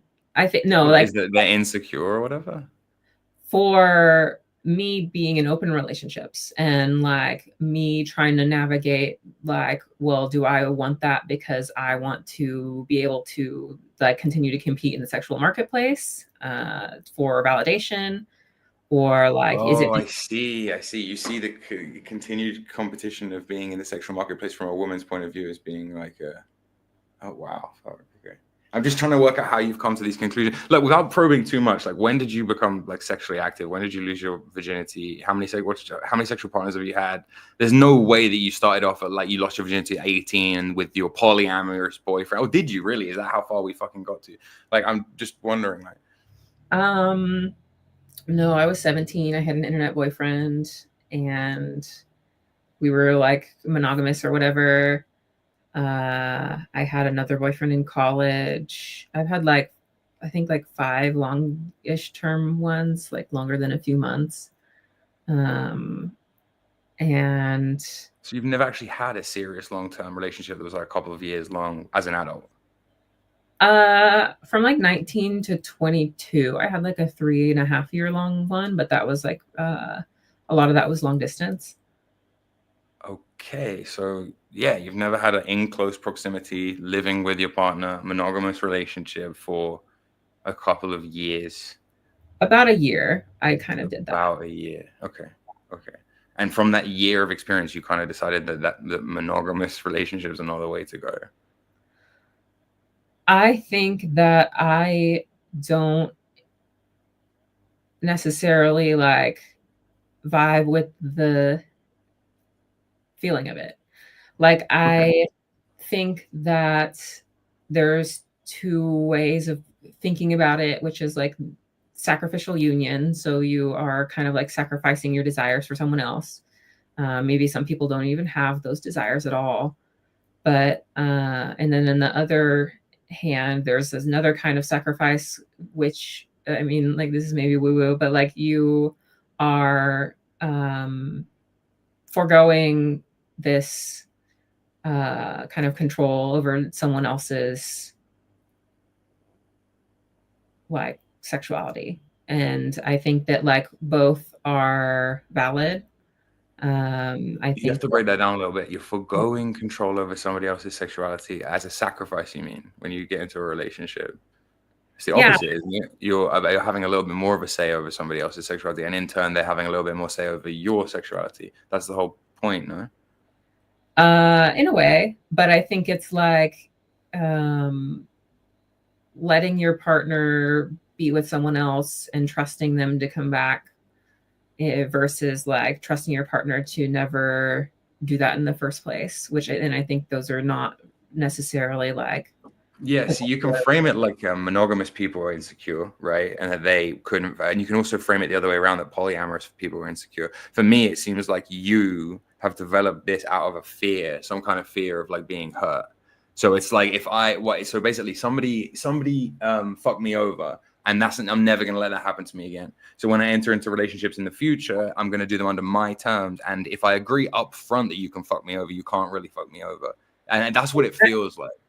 I'm the one that cheated.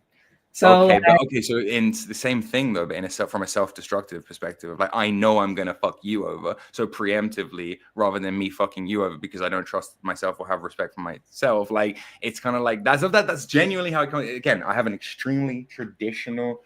I have a Taurus moon. I don't know if this means anything to you, but I have an extremely traditional mindset about the world, right? When it comes to monogamy and the nuclear family and atomic structures, I think that you get the best societies built on those building blocks. And whilst, yeah, sure, it's not like natural in a bio-evo sense, we have evolved socially to be monogamous and to be in like patriarchal, mostly family units. And that tends to work, especially for the West. But I like, well, you know, tell me why I'm wrong. I don't think you are, but I don't think I am either. Like, I think that people can do different things and they will still have like you can do what you want. I think most people will continue to practice monogamy. I think that I would enjoy. I don't think that. I think the fact that the divorce rate is 56%, that most middle-aged men are either single or divorced, the fact that, you know, the sexual marketplace is completely topsy-turvy, women are having sex with like roughly the same sort of upper 30% of men, it becomes like a brutal place for the average dude to be. And then you talk to women and it's like, yeah, they're into polyamory. Like, it's just like an interesting kind of like, okay.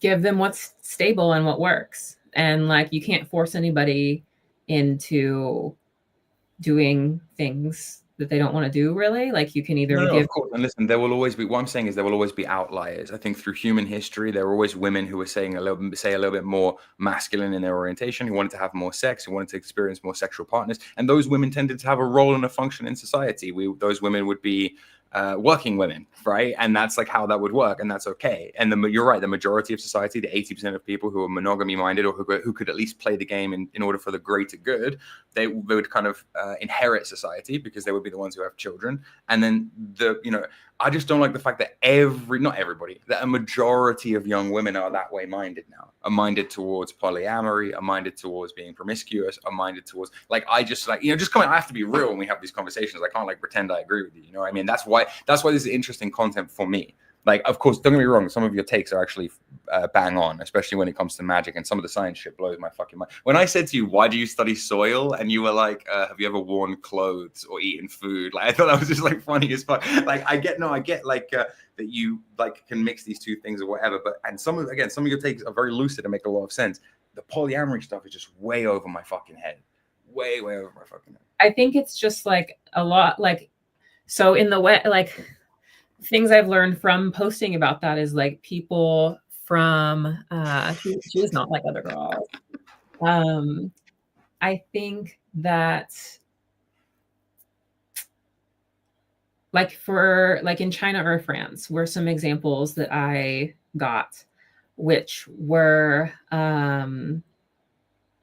in France, kind of people have an agreement to look the other way. They still have like their agreed upon like monogamous relationship, but like the women kind of know that the men are off like having a fun time or whatever. And like maybe the woman will see someone every once in a while. Or like in Mexico, this is a similar structure as they have in Mexico. Like both partners will sometimes have a secondary or whatever partner that they see, but they keep it kind of on the down low. And yeah, I mean, the reason for keeping it, when the kind of stuff you're saying, the kind of overlooked infidelity in places like France, or you see it less in France actually nowadays in modern France, but you see it still in Japan, for example, is a good example of like women are in those cultures. It's always understood that the women who are mistresses are essentially whores. That only works that only works in a society where you are happy and comfortable with there being two distinct strata of women, one of whom is marriageable and reputable, and you, the so-called Aristotelian virtuous woman, and the woman who is a whore. Like, and if you're comfortable being in the latter bracket, fine. But like the whole of society falls apart. Look, do I have to explain to you? Would you rather put me in? One more time? Which would you rather put me in? I don't see. Look, it's not about me putting it. You must understand, as someone who studies nature and who studies like the animal kingdom as well as the plant kingdom, like has a basic understanding of it at least. That the whole reason society even functions, the whole reason most men get up and go to work in the morning is so they have a chance of attaining some sort of social status, so they can get a chance at having a woman. Because throughout human history, I think something like 40% of men have actually reproduced. So the whole of society is built on typically trying to give women what they would naturally want if they were healthy, i.e. a nest, some resources, some provision, some protection, a safe place to rear children. That's what the whole of society was traditionally built on. It's only now that women have been psyoped into not wanting those things. So talking to you is kind of different. Like, tell me your dream life. What's your dream life? You and your boyfriend live in like a polycule with like 2 other fucking dudes and a Asian chick in a wheelchair. Like, explain to me how this looks. Like, what is this? What is this? Like, I mean, like, I don't think what I want is that different, which is that, what is it? I don't know. I would love to have like just one guy to hang out with for most of the time, for most of my life. Wait, like, oh my God. It's almost as if you're saying that your natural inclination and impulse is towards finding the best male that you can and kind of in a way submitting to him so that he can look after you and you can have a family or at least reproduce. That sounds like what your natural impulse and inclination is towards. Yeah. So where's the fucking polyamory coming from? I don't understand. Or is it just this pick-me thing that you think men want a polyamorous? I can assure you, men do not want a polyamorous woman. Like, where does it come from? I like a sexually open man. I like man who likes to explore sexually. I don't mind if he wants to like experience sex with someone else. I think that is cool and fine. I think that like if your partner has sex with someone else, maybe like you can learn about maybe they experience something new and then you can do that together. Or like maybe you reveal some instability about your relationship. So like, oh, well, this made me jealous in this way, or this made me feel this way about like you doing that. And then you can actually like talk about it and like maybe you move closer through tension that you had. And so, I mean, I don't know, like, I don't think I would necessarily be opposed to like, if I fell into like a very stable polycule structure. Like, that's a paradox in terms. A stable polycule structure. A polycule is by definition the most volatile arrangement of human beings. Human beings have never naturally existed in a polycule. I mean, like, what about like men with multiple wives? Yeah. Do you know how that works traditionally? Do you know why we put this monogamous society that I described before in place? Because before that, in caveman times, in the wild, it was just one dude who was literally the strongest, who could club other people over the head more and take more women and resources, like accumulated. Dudes used to have harems of women. And then men got together, lower status men got together, and they were like, I don't want this to happen. So we're going to kind of gang together and we're going to reorganize society so each man gets at least a shot at having a woman. And this worked for the longest time because it was essentially giving women what they wanted, a shot at how, a fair, more or less fair sexual marketplace where they could gatekeep sex and they could like use it to get the best value male that they could. Now it's in this thing where it's just like so topsy-turvy. I don't know. That's not my business. Like is there a world in which you want kids? Because honestly, I'll be real with you, your polycule thing that exists in places like SF and Brooklyn, because I know it isn't going to catch on and be pervasive, like be all pervasive, I'm not so worried about it. The worry for me is when it's like, oh no, we're having kids now. And it's like, well, wait, hold on. Like that's the worry for me. You're going to raise some kid in a polycule and then it's just like, I don't see a problem with that either. I know. Oh, dude. I know a mom who is doing this right now and she's very intelligent. I'm sure listen, dude, but at no point in this conversation have I said that you are not an intelligent wizard. Okay, that's not what the argument is here. The argument here is actually that there's probably some sort of disgusting correlation between women being too intelligent and too overeducated and thinking shit like this will work. Like, genuinely believe that there is a sweet spot for, I don't know why we fetishize IQ like this. Like, it's such a good idea to be smart. Like, I'm sorry, but it isn't. Like, this is mad. When you're smart, you end up getting into these schizophrenic thought loops where you think that raising a child in a polycule is a good idea. You're the one like upset, and I am observing. Like, I think yeah, okay. But I think you're upset too. I think you only come to this conclusion, right, by having some deep revulsion and reaction against monogamous society. I think you're actually upset too. I like Maybe. I don't know. Yeah, I maybe think a little bit. that there are compelling reasons to do it, but like there's also compelling reasons not to. And like I enjoy looking between the two, and I've been like observing like because polyamorous relationships are kind of new, so like people are going to like get hurt or like do things wrong. And so like I observe the field and I see like, okay, this one is working. Why is this one working? For what reasons? Probably because it loosely aligns with the old monogamous structures, but the two partners have an understanding, whatever you call it, between the two. But it still follows those monogamous structures. To all intents and purposes, public facing, that relationship is like a monogamous relationship. It's another cell, another building. It might be a corrupt one, a bit of a wonky one, but it's another cell in the like building block of society, right? If you're looking at it like a plant, like an organism. In some ways, yeah. I think that it's about like, well, how do you move into like it's a new world, it's a new environment, like there's a reason that so many people are single, like so under these structures, can you create a new structure that will like bring back the stability?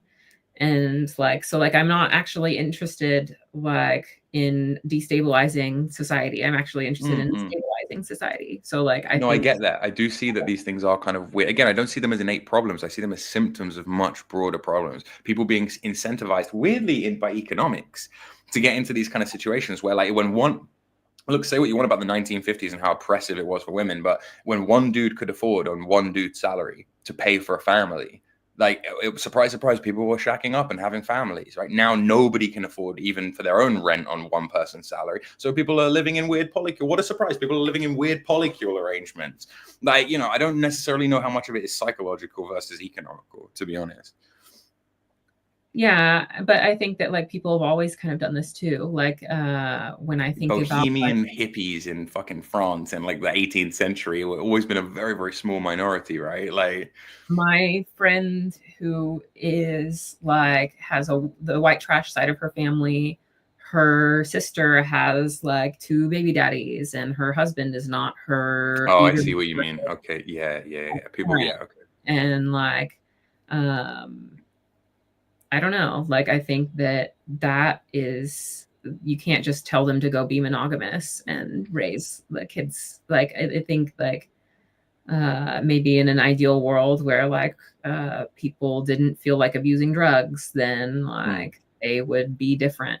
I think it's more about like the environment and like the relationship structures in response to the environment, rather than like trying to shape the environment by the relationship structures. I think that like they feed each other both ways. And I think that like I agree, maybe it's a symptom, but like maybe the symptom will be fixed if more people do polyamory. Like, I don't know, that seems crazy. So maybe the symptom will be fixed if we all just get more like, no, maybe the problem will be fixed if we grow the symptoms. There's mental reaction, but in a weird converse, upside down, counterintuitive way, I kind of understand what the fuck you're saying.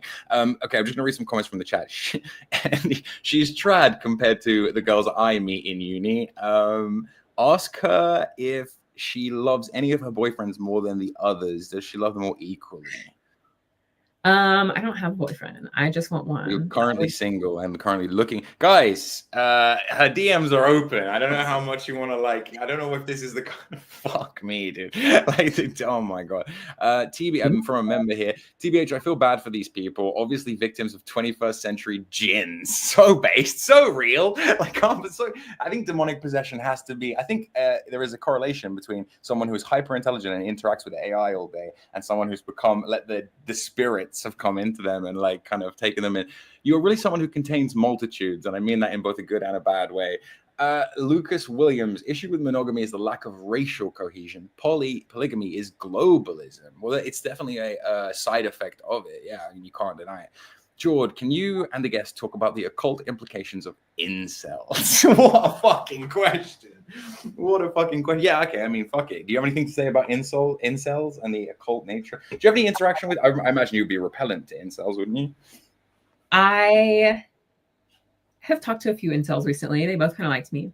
I thought that they were cute, but they're reformed. Reformed incels. The occult implications. So I think that like if the thing that comes to mind is like creativity and sexuality and like longing, yearning are all kind of tied up together. And so like in real libido, life force. Yeah. Definitely. Yeah, and like in Indian traditions, like the I think it's the sacral chakra. It's like the one associated with your genitals is also The like red one. Creativity. Okay. So like people kind of connect this sexual energy to creativity, and like an incel who's very blocked in this kind of like flow of energy, maybe that's why you get like violence and like this perturbation of energy. Like, I don't know. 1000% true. 1000% true. I don't like the Indian analysis. We have very good tools in the Western magical framework to explain it. But yeah, you're completely right. The whatever you would call like martial energy, Mars, angry young man energy, is like needs to go somewhere. This is why incels are actually so funny. Like, even though I don't agree with them and I'm constantly against black pillars, and I think incel isn't, chud is like a mentality more than it is an actual social status. I encourage men to free themselves of this mentality.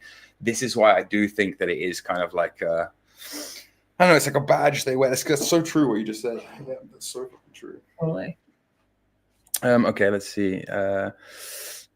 Jordan marketed this as worse than it actually was. Well, it's not that. It's just I have to get you guys prepared, right? They're going to be people who are going to have an instinctual revulsion to it. I am one of them in a way that I really do see the polyamory as like a massive decline of society. Like, I do see it as like a real indicator that things are going tits up, if that makes sense.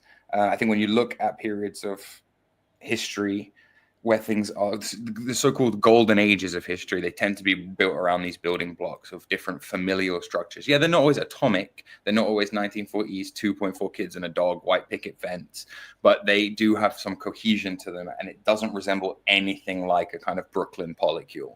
The Brooklyn polycule is seen in matriarchies, in African tribal societies that don't seem to ever do anything, in places where the biggest structure in the country is actually built by termites, not humans. Like, you have problems when you run societies like that. You have real problems with. This is my opinion, obviously. You can tell me why you think I'm wrong, but that's what the chat's for. Fix her, Jord. Yeah, thank you for the donation, man. I really, really appreciate it. Okay. You don't think it's a contradiction in terms that you're looking for a boyfriend, though? You don't think that is in some way making a victim of some unsuspecting incel guy? Not really. Like, I don't know. There's like 2 guys on my radar right now who like read all my tweets and like seem to be aligned with like the way I want to navigate a relationship. Interesting. And like, we'll see where they go. I haven't like gotten to know them very well, and it might not work out. But like, all I can really do is like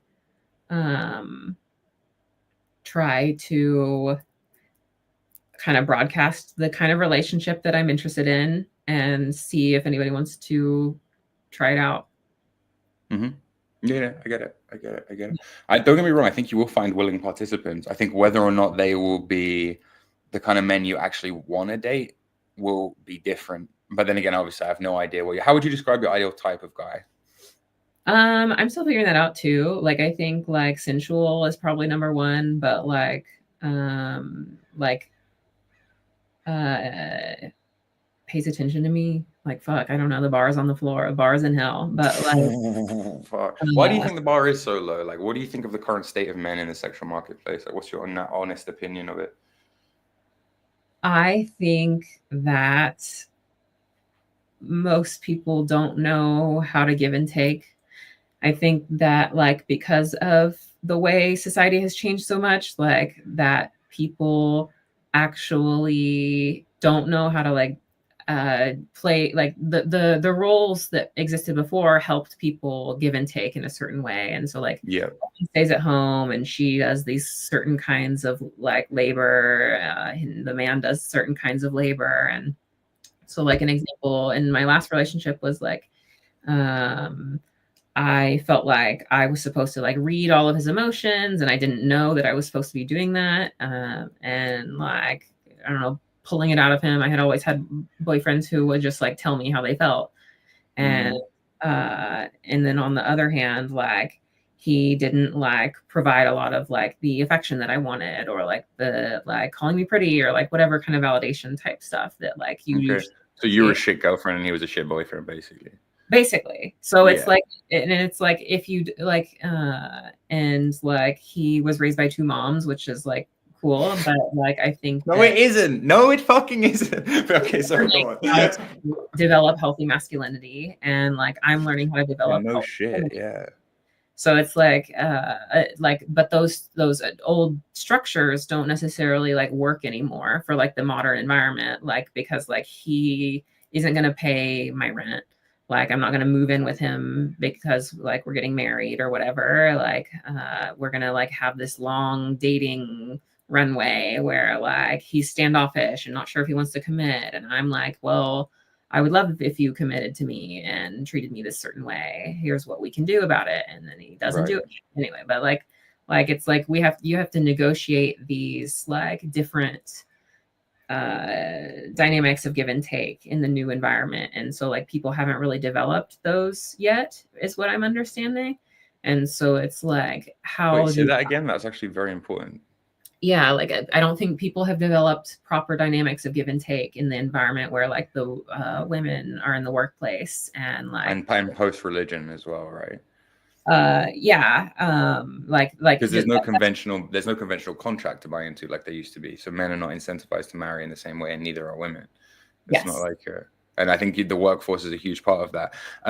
What if the only way to fix this is to make stuff like polyamory borderline illegal, you know, like criminalize, or what if the only way to actually fix this is the opposite of what you're saying, right? Do you feel like, I mean, I don't know that has ever worked. Like people will just do it illegally. And then yeah, of course, but there were loads of gay people when being gay was illegal. There were loads of what were called lavender marriages, where gay guys would just marry straight women because it was a marriage of convenience, political, right? And I just tend to think that made society better. I tend to think that that they lived in a time where they didn't have to have their children subjected to like watching weird pervert stuff, and then themselves growing up into being a bit weird and a bit kinky and a bit perverted, right? Like there was some kind of like social mechanisms in place to kind of keep people relatively normal, so that if you were some eccentric, smart, Oscar Wilde gay guy, like outlier, it's not like society would literally hang you for being gay. It's just that was not encouraged. It's always like, I think, is there not a fine line between understanding that people can be outliers and then not wanting everybody to be like that, right? That's what I mean by making something illegal. You're just discouraging it. You're not punishing people for like. You know. But you are punishing people. Like I can't say that like gay people had better lives back then. Like I'm not sure if you took a survey of all the gay people, like whether or not they would say that like life was better that way. No, undoubtedly, I don't even know if they would have. It was a great point, and I often think about stuff like that, not in a gay context, but like, what would be a good analogy? Yeah, it would be like saying, I don't even know if they would have the framework back then to think of gayness, which for them would be some sort of kink or perversion that they have, where they like having sex with men. They probably would have. There was no framework for them to be like, oh, this is an identity. I'm a gay man. I now need to come out as a gay man. It would just been something that they did. They would have just had sex with men as part of their like sexual appetites and desires, and then gone about living their more or less monogamous, normal, boring, straight life, so that society kept functioning. And that's what I mean. It's like the kind of thing of like, you can't ask gay men if they're happy that there's a gay identity post there being made a gay identity. Like, I don't think gayness is a real thing that people should rally around for 1 month out of the year under a rainbow flag and have like, I really just don't believe that. I think it's actually detrimental, not just to society as a whole, but to gay people. I think it's confusing to them, makes it part of their identity, and makes it part of like a weird thing. It encourages it more. It creates like, you know, but that's just my opinion. Again, I'm quite chudded. I'm quite incel myself, to be honest. There's like some truth to that. I think that like it's a reaction to like oppression, and before like legitimate oppression, like they like if people wanted to live a certain way, they just couldn't. And so it's like but there is some truth to it being reactionary, and like if you react to a harmful thing, sometimes you overcorrect and you do something that it eventually itself becomes maladaptive. So it's like, I do think that like I have gay friends, and like in the gay dating culture, just seems like so awful. Like, Yeah. So, and then there's a real phenomenon of like lost boys, right, who are looking for like male older role models to introduce them into like the gay world, because it's not natural to them to be to make it part of their identity and to live in a gay culture and all this kind of stuff. So there is an inherent level of, I'm not saying they're groomed into being gay sexually. There is probably a biological component to that. We see that in the animal kingdom. We see that in like 1,400 different species of mammals. But what they are groomed into, undeniably, by older men is this gay lifestyle and this gay community. And actually, often it comes with a lot of drug taking and a lot of hyper promiscuity and a lot of really bad shit that fucks people up and gives them trauma for like a really long time, you know. Like, sorry, say that again. I think I spoke over you. I think you could say the same about monogamy. Holy shit! How? You can't be keeping these hot takes to yourself. I can't believe I have to fucking bait these out of you. What on earth do you mean? You're groomed into a culture where you can have a mistress, but you just have to keep it on the down low. You are groomed into a culture where like you can buy yourself a wife if you work hard enough, and you are like, what is it? You are prized, or like you have high status if you're able to do these things. Listen, I agree that the patriarchal stuff can go too far. You're seeing it now in characters like Andrew Tate, where there's such a pushback to the feminism that they just take it to the retarded Muslimic extreme, right? Yeah, we do live in a culture where you can buy a wife, but that's not supposed to be the default. That's supposed to be there for lonely old rich guys who need some companionship. The default, right? Like, let me just remind you that the default is supposed to be 22-year-old guy, 18-year-old girl, meet at high school, go to prom together, like, you know what I mean, like have a fucking relation, move in together pretty quickly, get married, have kids in their early to mid 20s, where, you know, struggle, make it work, the guy becomes a family man, this is the ideal, right? Of course, I'm not saying everybody's going to do this, but like, how can you not venerate that as the ideal? How can you see that as someone being enslaved to like monogamy? Like, I don't. Like, maybe in another world that could have been my life, but like I didn't live that life. Listen, this isn't coming from a place of judgment, right? But it feels like your whole life, and not even your whole life, your whole sexual kind of thing right now is like a reaction against that, when actually that would be really good. And so you can still attain something approximating that with someone who is like interesting enough to you and sexually weird enough to you, and all of these other things that you have on this checklist of this could all be one person. I don't know why this has to come from multiple people. I guess that's why I'm trying to understand. I would prefer if it came from one person. Like, I don't really like have an issue with that. Okay. Chud has been completely reclaimed. My chudder. Yeah, we're making chud an esoteric Buddhist thing now. Okay, when the chud sits under the tree meditating is what the chud is. We're gonna change the whole thing of what Twitter BF is insane. Yeah, I know, like, bro, I'm telling you, like, we live in a world where people are having internet relationships. There's a whole mixed reaction from people in the chat. I'm getting Michelle here. Fem take, seeking many men because we've never met a guy that's a strong provider or protector. I gotta comb through them. Sorry. No, say it again. I gotta comb through them. Like, I gotta look hard for one. Like, I don't know. And also, like, I like can't have my own kids, so like my value on the sexual marketplace is much lower. Whoa. See, okay, so talk to me about that. How did you find that out? What kind of effect do you think that has on your... That's interesting, man. That does change things, right? From like okay, interesting. This is about to get so much worse. Sorry, if you don't want to go there, we don't have to, but like, it's interesting. You know what a transsexual is? Yeah. Okay. No! Guys, and you didn't think it was possible, huh? You didn't think the Bonnie Blue thing could happen, huh? You didn't think it could happen to you, guys. Transvestigations need to happen more often. She's kind. You end up. That's crazy. That's wild. Can I get some magic emojis in the chat from the members, please? Can I get some evil eye? Can I get some evil eye? I really need, guys, quick magic spell. Just because we've been psyoped, we need to psyop back from an energetic magical level. I need evil eye emojis in the chat, please. You know this changes everything right now, right? You do realize, no, hold on a second. You realize that it doesn't actually matter. On the one hand, we have to now have a whole fucking conversation about transgenderism and transsexuality. We don't have to if we don't want to. But on the other hand, right, It changes everything from a heterosexual normal. That's normal. That's from like a typical dynamic of a relationship. Like of course, it changes everything. Okay, when did you transition? When I was 22 and I'm 28. I don't think it necessarily like changes. It changes everything. It changes everything. It does, but of course it I does. would love to live a normal life. Like Okay. I would really love to live a normal life. So like I am trying to approximate that as best that I can.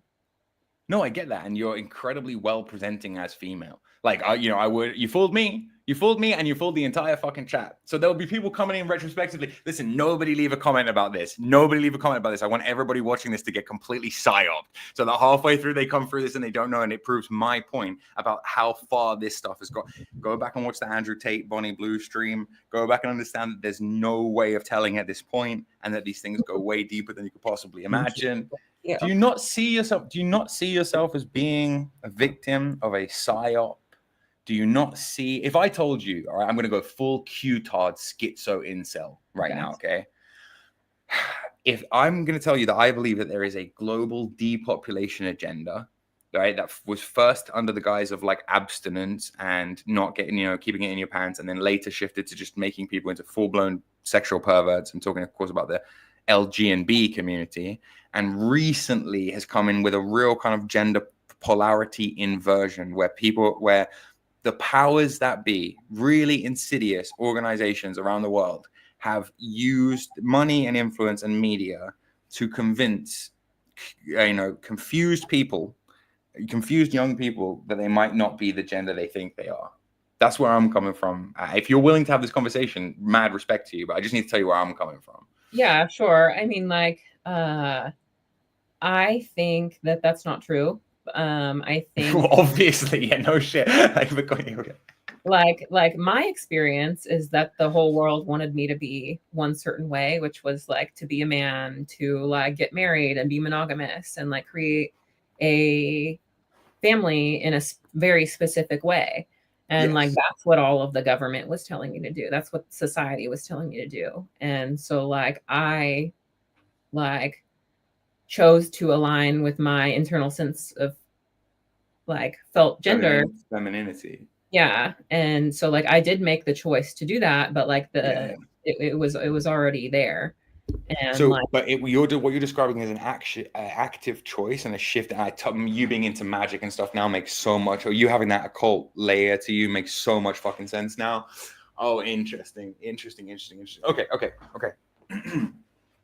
Arguably, women shouldn't practice magic. Just men dressed as women. Holy shit. Okay. All right. Let me put it like this. Okay.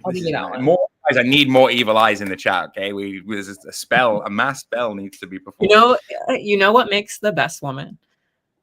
Don't even say it. Don't even fucking say it. A man. Okay. So this is very interesting. What you're describing is an active choice. How much Jung have you read? Not a lot. I have never read it. That's fucking evident. No offense. Now, Carl Jung would say that the psyche, the mind that we don't understand, some of it's conscious, some of it's unconscious, deep in that unconscious mind of every man is a projection of a woman that is called his anima. All right. In a woman, this is called the animus. And your anima as a man it's a woman. She's part of you. This is what is referred to as your feminine side, right? As a man. And she's actually an amalgamation. She's an amalgamation of every woman you've ever known, starting with your mother and finishing with that bitch ex-girlfriend who just like, like she's a composite of all the women of all the archetypes of woman that you've come into contact with. And she haunts you. She lives in your head. When you judge yourself, you have to ask, well, how much of this is my anima judging me? I.e., how much am I doing this for female validation, for female attention, etc., etc. Carl Jung would say that you have been consumed by your anima. That instead of developing the self, the persona, the mask that we wear, or even the core ego, you would have let that part come out of your unconscious and consume you, kind of like a safety defense mechanism. If I can't get the girlfriend, if I look at how unfair the system is and how I might not be able to compete in the system or whatever, I will become the girlfriend. And it is a weird magical act of like inversion. Sorry, go ahead. That's just not how I perceive it. Like it was. No, of like, course not. But how do you perceive it? That's the question I'm asking. Sure. Yeah. I was always very effeminate. I remember my mom like wouldn't let me drink soy milk because she was worried about phytoestrogens in the soy milk from like a very young age. The irony of that. The irony of that. I think I was a little faggot, like for real. But like, and like I was always very feminine. I got bullied out of middle school because I was so feminine. And did like homeschool for all of high school, and then I went to college, and it was always just very apparent. And people would like kind of almost like assume like put me in a third gender category because I was so feminine. Yeah. And listen, in a weird magical sense, there's power in that because you can kind of shapeshift, and the girls will treat you more like a girl, and But in a sober, sensible, from a conservative Taurus moon viewpoint, this is so fucking bad for society. It's unreal. Sorry, please continue. I don't think it's bad for society. Like I think like I have a lot to contribute to society. And I'm sure you do. I'm sure you undoubtedly do, and I'm sure many people like you do, right? But I'm saying that the promotion of this is that, look, I just believe. I'm going to frame this in magical terms to help you understand it. I genuinely believe you have been bewitched. You've had a spell cast on you that has made it so that you have been possessed by your own anima. And there's nothing you can do about that. It's not reversible. You're going to live out your life as well. I don't know. You pre-op, post-op? What's the? That I will let you have a little fathom about. Okay. You got to chat. You can think about that. Evil eye emojis, please. And like my point being that like, yeah, my point being like I can only see it that way, right? It doesn't mean I don't think you have no value and you can't contribute stuff to society, but it does mean it reframes the whole gender. Because look, in many ways you spoke like there are many women who speak like that, who are cis, should we say? But so you do tap into some part of the feminine psyche of like there really are young women living in polycules and but it does change everything. It does change everything from a root motivation cause, because it's like the things you will be looking for in a partner will be different then, obviously. You won't be necessarily looking for a provider for children unless you're planning to adopt kids. I mean, like reproductive technology should be such that I can have biological children by the time I'm ready. I hope. Wait, hold on. Slow down, because this is insane and amazing, because science is miraculous, but also fucking batshit insane. Say that again for me, and say it again for the audience. That has a chance of going over a lot of people's heads. So, like, I saved my sperm, right? But there's also going to be the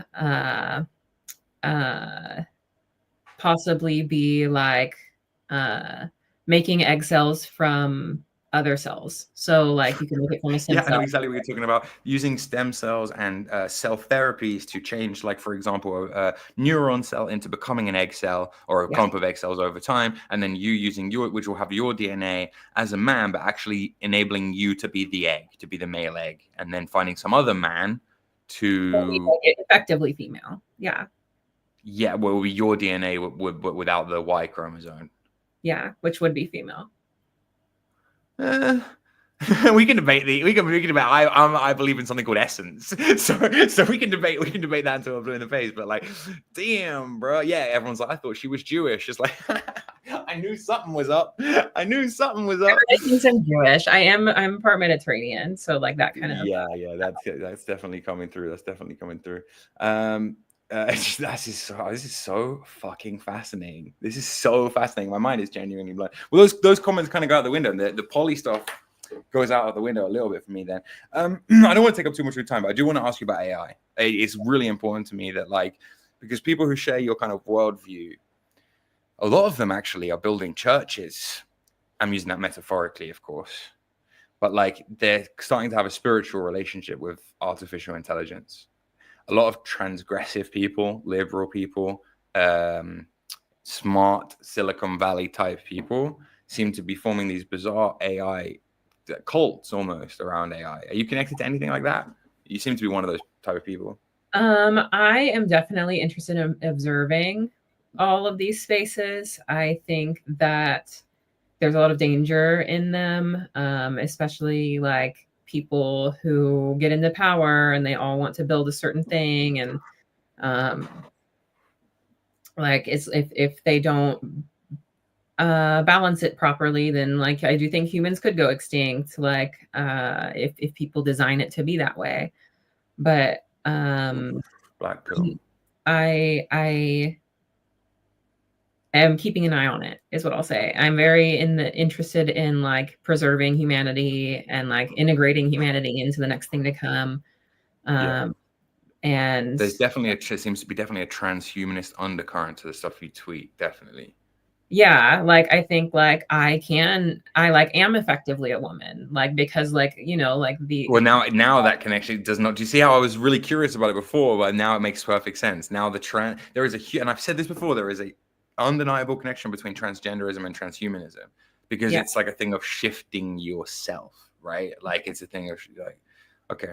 Yeah, so it's like I would like for like people like me to continue exist, and I think that like this connects to AI in the sense that like I think that AI can be used to help us turn humanity into a more beautiful symphony, because I think that that is like the way that religion teaches me will take us. So like sure. Yeah, like, and the soil tells me this. Like they all soil speaks to me. The soil is speaking to me. Yeah, I get what you mean. Like I think that like my perspective is very outside of your perspective, but like we're able to have this conversation, and like maybe we're learning stuff about each other, and like that helps us create something more cohesive than there was before, and like that variance helps us to create new things. Weird synchronicity, but that's actually called dissensus instead of consensus. You know, like how you grow as a society is by having these weird outlier people who report back and say like, I did this and this is what I found out, and that's how you actually grow. But the problem is, as I keep saying, if everybody is a fucking outlier, we don't have a society, and that's why you're getting the reactionary kickback that you're getting from incel chuds. That's fucking fascinating. How come you're not public about being trans on Twitter? I prefer the straight man. Bro, that's a catfish. That's a deception. That's a trap. That's a trap. That's literally a trap. That's why the word fucking trap was invented. That's fucking raw. Like, wow. Well, like my last boyfriend was straight, and like. Are you seriously now? All your tweets about not wondering why guys aren't getting back to you is making a lot of fucking sense now. Like. I do that on purpose. I want people to like wonder, be like, what the fuck is wrong with her?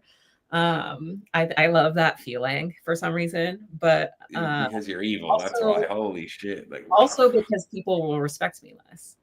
Like I think that like it's important to just be myself, and like the more respectable thing is like if I'm just like a regular woman, and like I'm able to like talk about myself, and like I want to talk to certain people, and like for all intents and purposes, like I am a regular woman.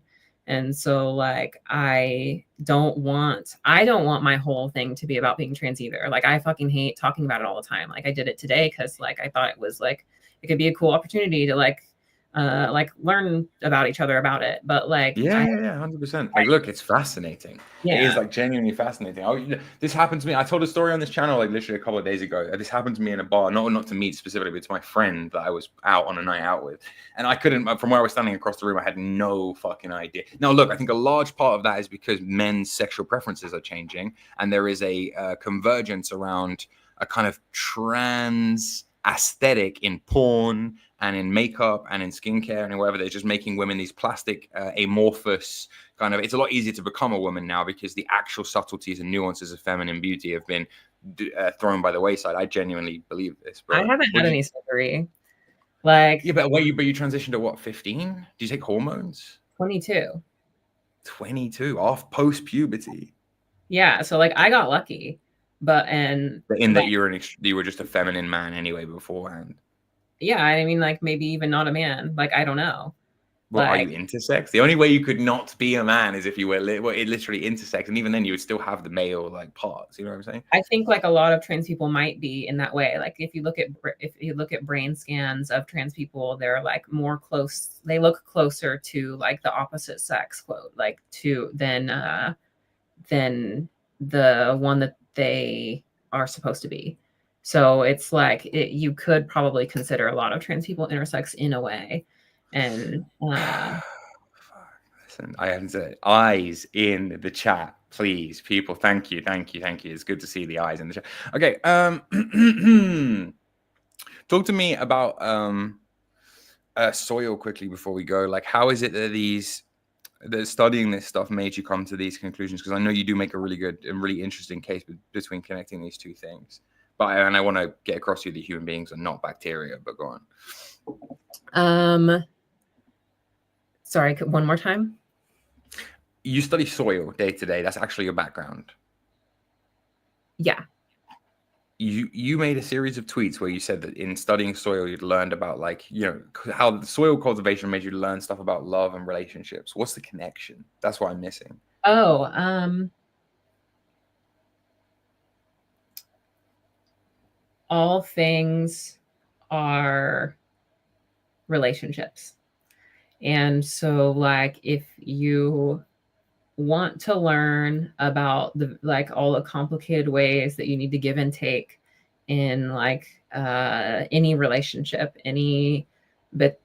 between people, or like between yourself and the environment, or like anything, then the soil has taken a very, very, very long time to understand how to do this on lots of different scales, like mostly like microscopic, but like the soil also produces the trees. It's alive in a way, is what you're basically saying. Yeah, like just the flow of energy through it, and the relationships between all the individual parts. And like if we understand like that things die for a reason, or like they give up certain nutrients, like plants will funnel a lot of their carbon that they take out of the air to feed themselves. They put up to a quarter of that into the soil. Mm-hmm. So like understanding all of these intricate relationships, I think, like if you reflect them onto the next layer of consciousness, is the way scale up to humanity, basically. Yeah. Like the environment of ideas. So like the mimetic environment. So you have all these ideas kind of floating around on the top of everything, and they're kind of like a lot of these societal issues that you talk about, I think, are like where there's become disharmony. Maybe like one bacteria has overgrown in your patch of soil, right. Plants are dying, and maybe if you reflect that above into the idea environment, like maybe it's not just about that idea spreading around and causing disease. Maybe it's about it's too wet in there, or like you stomped around in there, or like whatever other environmental condition that caused this idea to spread. And what if instead the idea evolved, and then that changed the structure of the environment so that things could survive better in there? Maybe you get more ideas, maybe like feedback loop. Yeah. So like maybe like a small portion of society does become polyamorous, and they figure out how to like keep it to themselves and like do it very successfully. They have stable families, they have lots of polycule babies, and like everybody leaves them alone and they do super great. Maybe that could be a good outcome for the rest of society. I want to disagree. I want to go off and disagree with you, but you're just describing early Mormonism, and it seems to have worked out fine. So like I get kind of what you mean in a sense. But yeah, if everybody was like that, we quite literally would not have a fucking society. So it's like, yeah, fuck. Guys, if any of you have questions, now is the time to shoot them in, because like my mind is fucking boggled and blown. Listen, I mean, like, look, you're going to keep running into people being just as equally dumbfounded as half of my chat is right now. You know that, right? Yeah, I mean, I know that nobody notices. Like, this is something I know about me. I don't know. That's not what I mean. I mean, you're going to get a visceral reaction of like negativity towards you when people find out, because the feeling is going to be akin to betrayal. Oh, I don't know. If someone like feels that way, that's too bad. Next. I think it says more about them than it does about you. Got it. No, I don't even just mean in like romantic relationships. I mean in life in general. Like, how much are you female presenting versus like you tell your employee? Trust me, if I employed someone, I employed a young man who turned out to be a young woman, it would make me not trust them, because it's deception. I think that's a you issue. Like, does that affect their ability to perform their job? Or does that? Well, yeah, of course it does, because it affects my level of trust in them, and we're going to have a much better harmonious relationship if I trust them and they trust me. So immediately I don't trust them. So of course it affects their ability to do their job well. But like that's half of their. You assigned that value. Like that's they were just living their life. That's such cope. That's such cope because you're talking about something that is literally a deception. You're talking about something that is quite literally. Is it a deception? Like it's not anybody's business. Like if I were see that, okay, you're right in one sense. In a legalistic, liberal, modern framework sense, yeah, you're right. It's actually nobody's business. But in a spiritual sense, ethically, it's absolutely somebody else's business.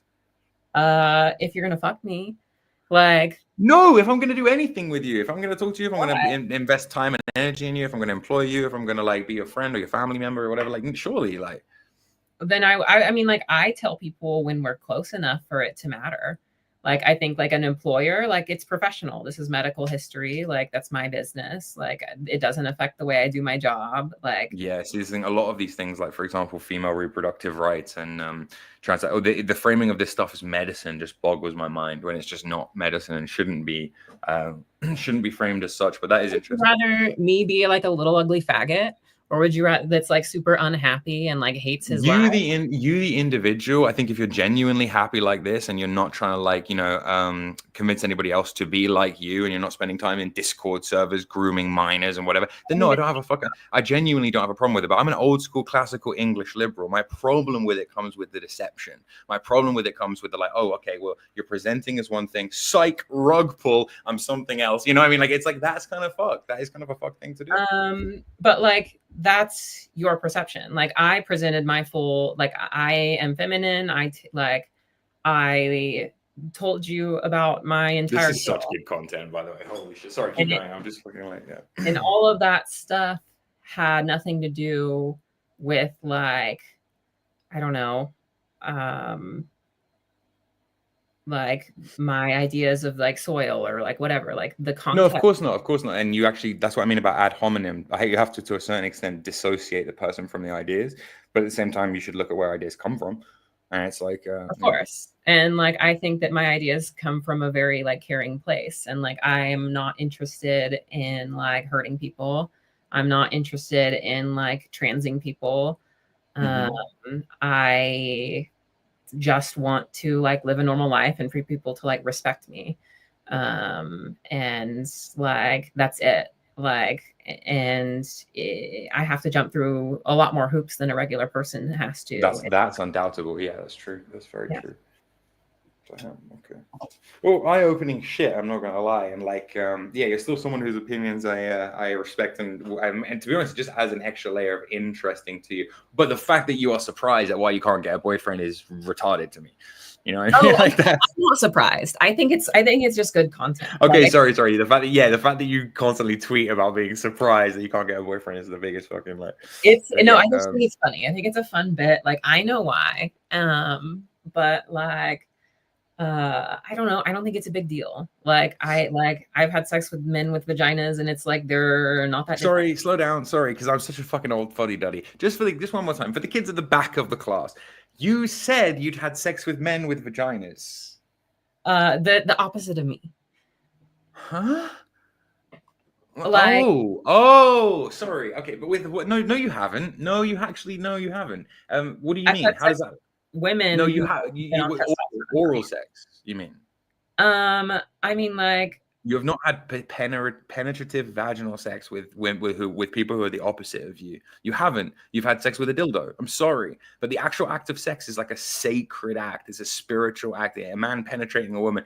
I'm sorry, but like you can't say you've had sex with those people. You've engaged in sexual acts with them. But that's not sex, is it? Let's be real. Like I don't know. I put mine in them, like, and then like men. Whoa! Okay, well then you did have sex with them, but that's just I wasn't seeing it that way around. But I prefer the other thing. So like. Holy shit, seppuku. Now, people who are members, I will let call in. I will obviously take calls in from members, but I'm only gonna give you a limited time to ask your question, okay? Guys, be respectful, not just because of soy liberal lefty politics, but because this is YouTube and because I'm trying to run a channel here. Remember, memberships are available. If you like this kind of mercurial, low-key trickery, then please consider subscribing to become a fucking membership. PM, sir, how are you doing? Thanks for joining us. Really appreciate you calling in. Michelle, I'll let you on also if you want to jump on. What's your question, bro? What's your comment? What's your input? I'm doing all right. I just feel bad that I think you need a lot more inherent authenticity with your. I don't want to abridge George's language, but your inside. I think you need to find a lot more authentic way to be you inherently. I don't know what that means. Well, you keep talking about embracing the femininity, and that is a descriptor, right? That's part of your identity. And if you were to say, like, line up like 100 men, right, and organize them by least to most masculine, right?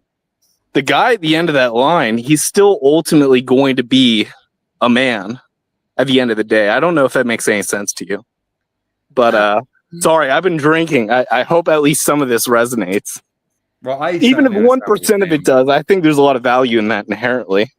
I mean, like, I took a bunch of hormones and now I don't know that I am a man. So, like, if you want. Well, it sounds like you just admitted to having a penis, so it doesn't sound like you're a permanent eunuch, which is a blessing. That's a blessing inherently. Once you've been on the medication long enough, it doesn't really work anymore. Well, you at least have sperm saved, so you can have a test tube baby like we were talking about earlier. Ideally. Hi, PM. I have a bunch of people queuing up to call in. Is there anything else you want to say before we go? I appreciate your take, man. And I think no, George, you're more than welcome to let me go. Have someone else on. All right, buddy. Base. Have a great evening. Fuck. Okay, here we go here. Michelle, the femme perspective, the female perspective. Michelle is a mother, and I believe, Michelle, if I'm not wrong, your take is going to have something to do with the fact that, like, this is all well and good, or this tranny polycule behavior, but yeah, that it has to stop when you become a mother. I believe is going to be your take. Am I right or am I wrong? No, oh, the poly stuff? Yeah, that's fine. I don't know that, see, the reason why it's weird and deceptive about, like, you were presenting as a woman is that, like, I'm a woman and I was. You're stealing my identity. No, I'm not trying to be like, oh, you're appropriating, but at the same time, like, from, like, a poly, or, like, if I'm trying to, like, view it through your eyes, like, as a woman. Like, oh, okay, so you're poly and you're out there in the dating world and, like, you're finding all these guys and they're just not adding up to what you really need as a woman to, like, balance you out. So it makes sense to say, hey, if I get a bunch of guys, then maybe they'll add up to, like, one real guy, But it turns out, like, no, Michelle, there's something there's something very profound about what you're saying, right? Because, okay, have you seen the meme where it's like, why do polyamorous people always look like that? And then it's always, the person is always a little bit either, overweight or has blue hair or is kind of like in this kind of thing of like, there is a look to polyamorous people. Not always. There are some real chads and chadettes who are engaging in polyamory. But for the most part, someone might engage in that kind of sexual strategy because there is something, quote unquote, a bit wrong with them, right? In your case, finding out what that is halfway through the stream is mine. I get your point, Michelle. I get your point. I mean, I did, when she was talking, I did kind of think like, oh, well, she's probably going for the 3s and the 4s because they're just, lying around. Nobody's using them anyways, so just scoop them up and then put them in a relationship to work. Is that the approach? I go for 8s. Like, I don't know. Like, why not? And I do believe that too, because I've met some really hot guys and it's like they get to, like, a certain point that they're so hot and they're getting so laid, they just go gay. Like, they've blown all the holes. I'm telling you, man, there's something super gay about hyper promiscuous males. Yeah, absolutely. You can hit a breaking point. Like how porn is slowly turning men gay. Is they go through this series of stages where it's like, oh, I'm into swinging, and then I'm into swapping, and then I'm into cuckoldry, and then I'm into, and eventually you just end up being gay. Or in your case, you end up being, I don't know, upside down and inside out. I don't fucking know.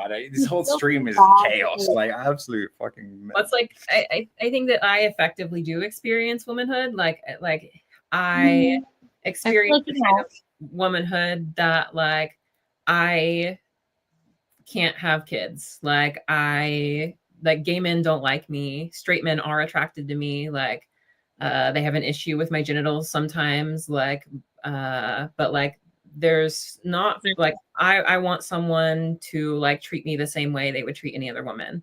And so it's like I'm participating in the dating pool in such a way that, like, that's what I'm looking for.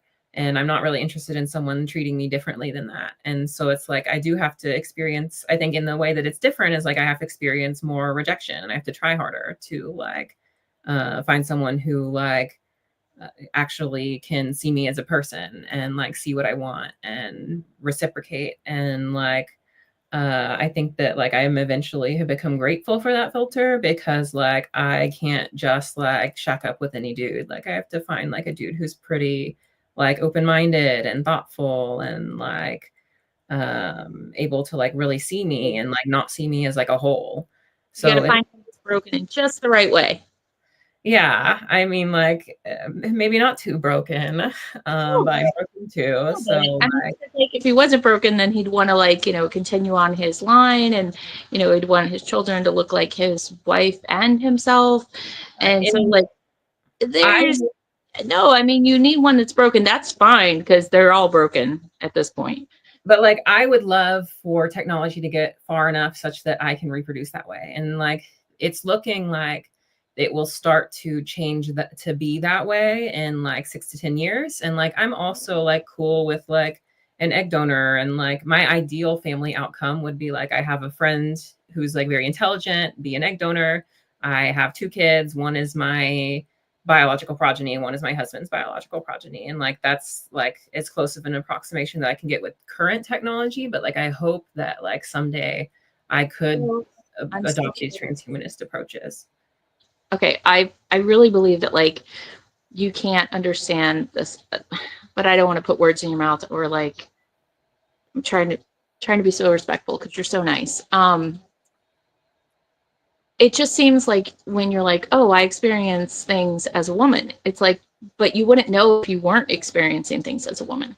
And if you're going to bring a child into that, you don't understand, like, I'm asking this question, like, do you not understand the level of selfishness that it is to create a life that you're unable to like provide certain things to? Like, even if you were a woman who was very masculine, one of my best friends, incredibly masculine, every single thing her husband does, surfing, you know, like she's learning it, scuba diving, everything, right? Like she freaking works at his granite company. Like there's no There are end. some really fucking masculine women, yeah, for sure. But I know what you mean, Like, Michelle. They still have the ability innately to be like maternal, for example, which right. is a huge fucking, yeah. Boys, and if she wasn't this feminine, nurturing mother in some way, her kids would have turned out, you know, kind of messed up. Like they really needed that nurturing mom. Like she was a tough mom, but you know, also very nurturing. Her mother is the same exact, actually the way that you're like describing not feeling male, like maybe her mom would have gone that way when, you know, like her mom has a tree company, like who cuts trees for a living as a woman, you know? Like, but my point is like, I just don't know that you can kind of wrap, it's going to sound so rude, wrap your head around, or You're like saying, Michelle, cut through the bullshit. You're saying you couldn't get it, you wouldn't get it, is what you're basically saying. It comes down to like, you know, nice try, but as a woman, I am literally controlled by the moon. I bleed once a month because of the moon, you know. I think like, that and it's selfishness to like bring a child in when you're absolutely never able to give them love from that perspective. And I can give. Why do you think that? I don't know how you can say that with such confidence. Like, you because think it's not scientific, it's spiritual. I think that women are tied to God, and like our heart is like what connects us to God, and that men don't tie into the source that God is in that same way. And that's the role that women play in a relationship, is that like men can be that almost like an Old Testament, like, you know, the provider, the protector, like that strong energy, but then women like balance it out. Even the most masculine women have that femininity to them that ties them into that. No, actually, there's an argument to what Michelle's saying. Do you see what, in the sense of polarity, maybe it is better for you to be with like the opposite version of you, because in that way, at least you'll be the dad and they'll be the mom, and that you can still be feminine and the dad can be, sorry, you can still be, you know what I mean? Like you can still have the opposite performative. Because if she were with a really, really effeminate man, right? Like, because she's like a masculine woman. If she were with an effeminate man, wouldn't that man just be lacking in the things that he's the energy that he's supposed to be bringing as well? Well, yeah, I always talk about this like regression to the mean stuff. But Michelle, I have more people waiting in the back. So thank you for calling in. Fascinating fucking content. But yeah, cheers. I'm gonna have to go on to the next one. Cool. Oh shit. All right, Hector. Hey, what's up? How's it going, guys? Yeah, question. Yeah, so Pond, I was just wondering, do you concede at least that there is a categorical difference between you and like a biological woman? Of course. I think like there are many and beautiful differences. Like I think that I am, however, feminine, and I play the role of woman in society. And like the way I would frame it is like the woman is in the garden tilling the soil. I'm there beside her tilling the soil. Makes sense. Well, it actually does make sense in an archetypes set way. Like I always talked a lot before about the role of the eunuch in society, and like how you do kind of need that third gender in some respects in some cultures. But I don't think that's really what he's asking you here. He's asking you about like innate categorical difference. Or am I wrong, Hector? Tell me if I'm wrong. Well, yeah, no, I mean innate categorical difference.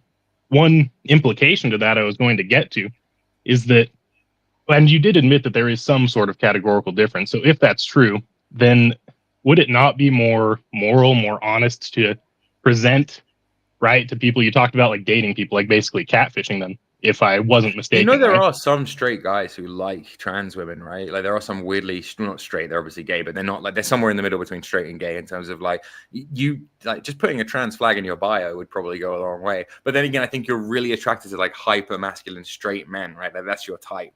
So in order for you to meet your type, there is going to have to be some deception involved. Terrible.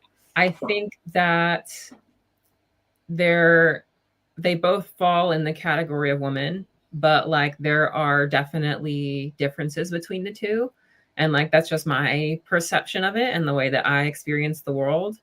I feel like, yeah. Well, let me give you a different definition and see what you think. I feel like it might be more accurate to say, let's say you pre-transition, right? And like a normal woman, I'd say they both fall under the category of feminine, and that's fine. But I don't think that you can swap like category of man to woman, but you can be a man who exists in that category, but also exists in the category of feminine. That's why, like, I actually agree a lot with what George's saying, that like outliers are always going to exist in society. I did a comment earlier where it's like, just because I think shame and stuff like that should exist and we should have societal standards, that doesn't mean that anyone who falls outside of the societal standard should be like hung. You know what I mean? Like, I'm not out here trying to lynch people, but, well, okay, what do you think of that definition, those categories? I think that the reason people have such a difficult time with like man and woman is because like everybody has their own kind of definition, and those, like the Overton window, I guess, of like those are constantly different. And so like to me, and my perception is like I am a woman because like I look like one, I take hormones to be one, I like interact with other people in that way. And so like to me, in my mind, like I do fit in the category of woman, but like to other people, because of like my biology that I don't deny, like they would categorize me as man. And so like we argue about like, oh, whose definition is true? And like they're definitionally like both true. But like to me, I perceive myself as a woman. Like I get along better with like female friends, like my longest term friends are like women and gays, like and then like I have always Firstly, let me say I really respect you coming out of your comfort zone to do this and to like actually come and talk to people who might have differing kind of opinions. I knew we were going to disagree on polyamory, but this is obviously a curveball. So I think it's fun. Yeah, it's fun as fuck, and I love this kind of content. But it's also just like, you know, obviously I thank you for putting yourself in the quote unquote firing line. Keep going, Hector. Though I think it's interesting the line of questioning. I've got a couple more people, and then we'll let you go, Pondmaker. I don't want to take up like all your time, but you know, sure. I don't got nothing else to do. But yeah, no, I'd agree with that too. Good job for coming on. I guess I just don't see the point in like changing the definition, right? Like trying to change the category of what woman has always been. So like, if all societies throughout all of history have always agreed that the category of woman is connected to something that's innate and biological, I don't see any reason to change that. Like, I wouldn't have an issue with you identifying as like an effeminate man or as a gay man or as like whatever. That's fine. It just feels kind of arbitrary to change the definition, you know, like this late in the game of humanity. I'm not sure that it is necessarily changing it. I think that like it's just a byproduct of like trans people having medical in the West anyway, like being able to do this for the past 100 years. And then like in other like pre-colonial American societies, like people actually would have like people who were biologically male present like wearing women's clothing and kind of doing specific tasks, and like they kind of respected them differently. And it's all just about like how we structure what a man and a woman is. And like, so like you might subscribe to like the Western way of like a man and a woman, they get married, they do a certain thing. It's easiest to categorize them if they have a vagina and a penis, and they do these certain actions. And I think that like in a changing world, like where I do have access to like medical intervention that can allow me to change the way people perceive me, effectively, I do become a woman, because like I go to the store, people are like, hello, ma'am. And I'm like, hello. And like, it's less socially disruptive for me to just let people assume that. It makes people treat me better. Like, I'm not going to go around correcting everybody all the time. Be like, actually, like, I was born a man. Hey, I was born a man. Like, I think it just makes more sense to just let people's perception be the rule, is how I think about it.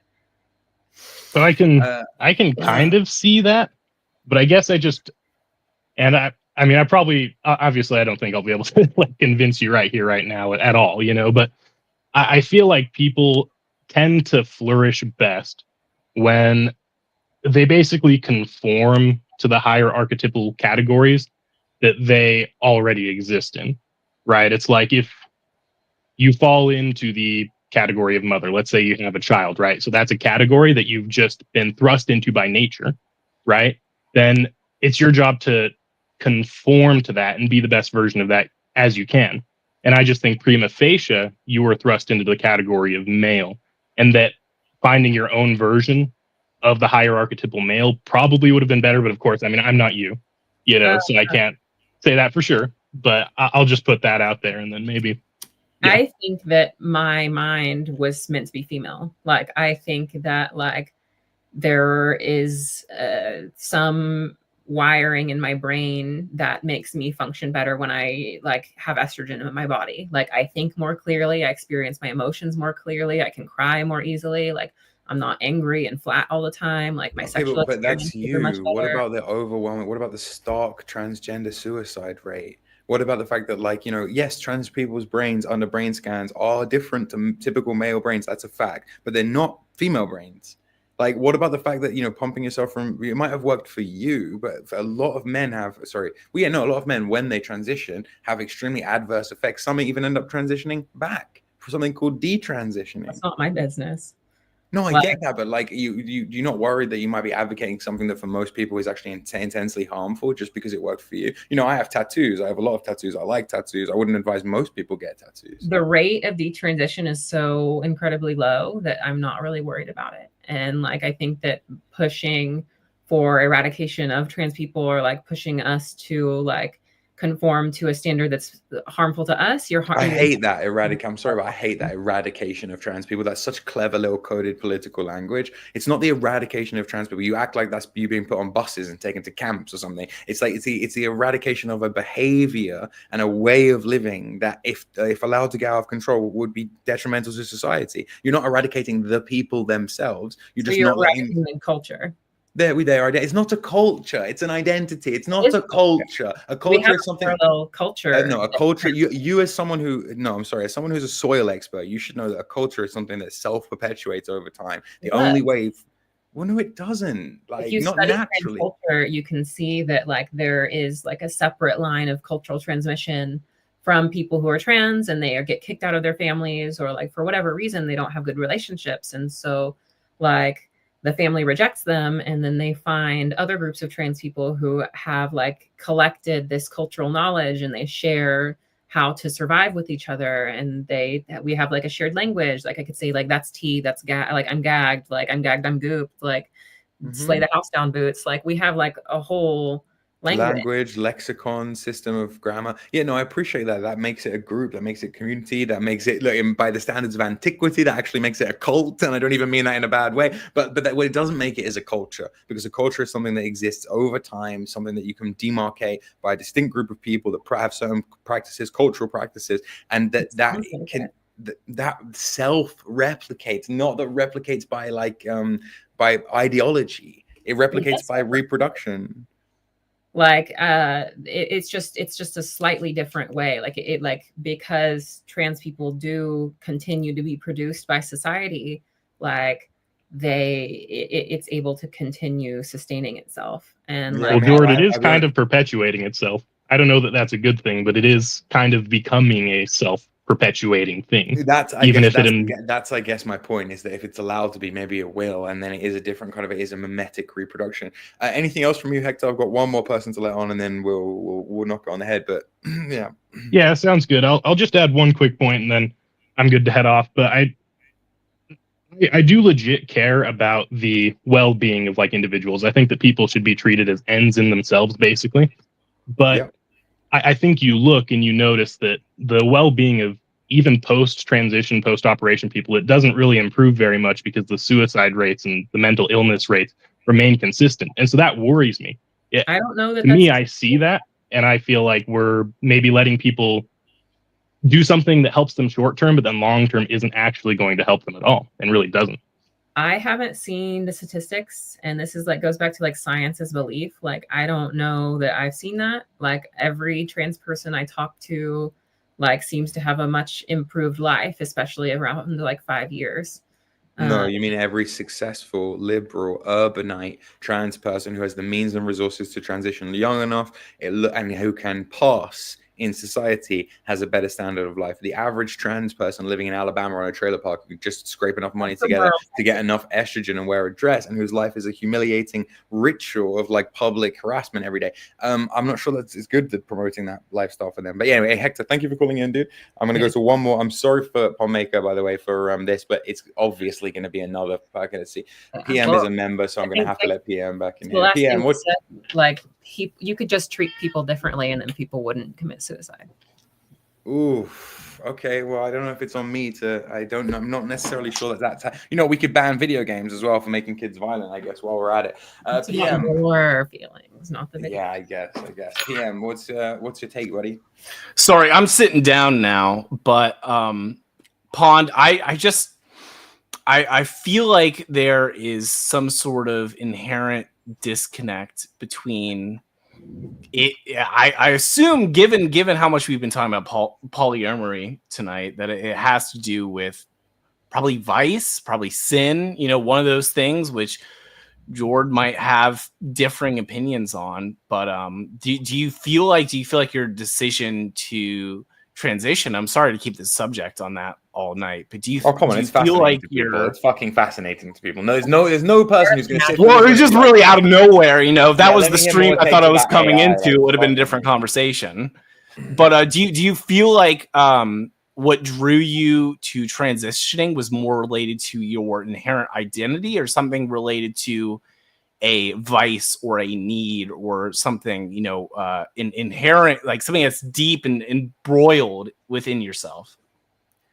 For me, it was internal. I think for other people it might vary, but I think like the vast majority of people, it's very internal. Like, I was always just very feminine. I remember thinking like, oh, I would love to like transition like as a teenager. And I would think like, but that can't be me. Like, trans people are so rare. Like, that doesn't make any sense. Like, they're not even like kind of real. Like, what the fuck is that?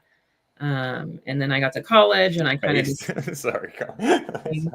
And then I get to college, and I see like other people doing it, and I'm like, no, I'm gonna try to be happy in my body. Like, I'm not that uncomfortable with it, but like I would still like it, but like I'm gonna try to live my life this way, and see what happens. And then I got to California, and I was like, well, I still feel this way. It's safe for me to do it now. They can't fire me.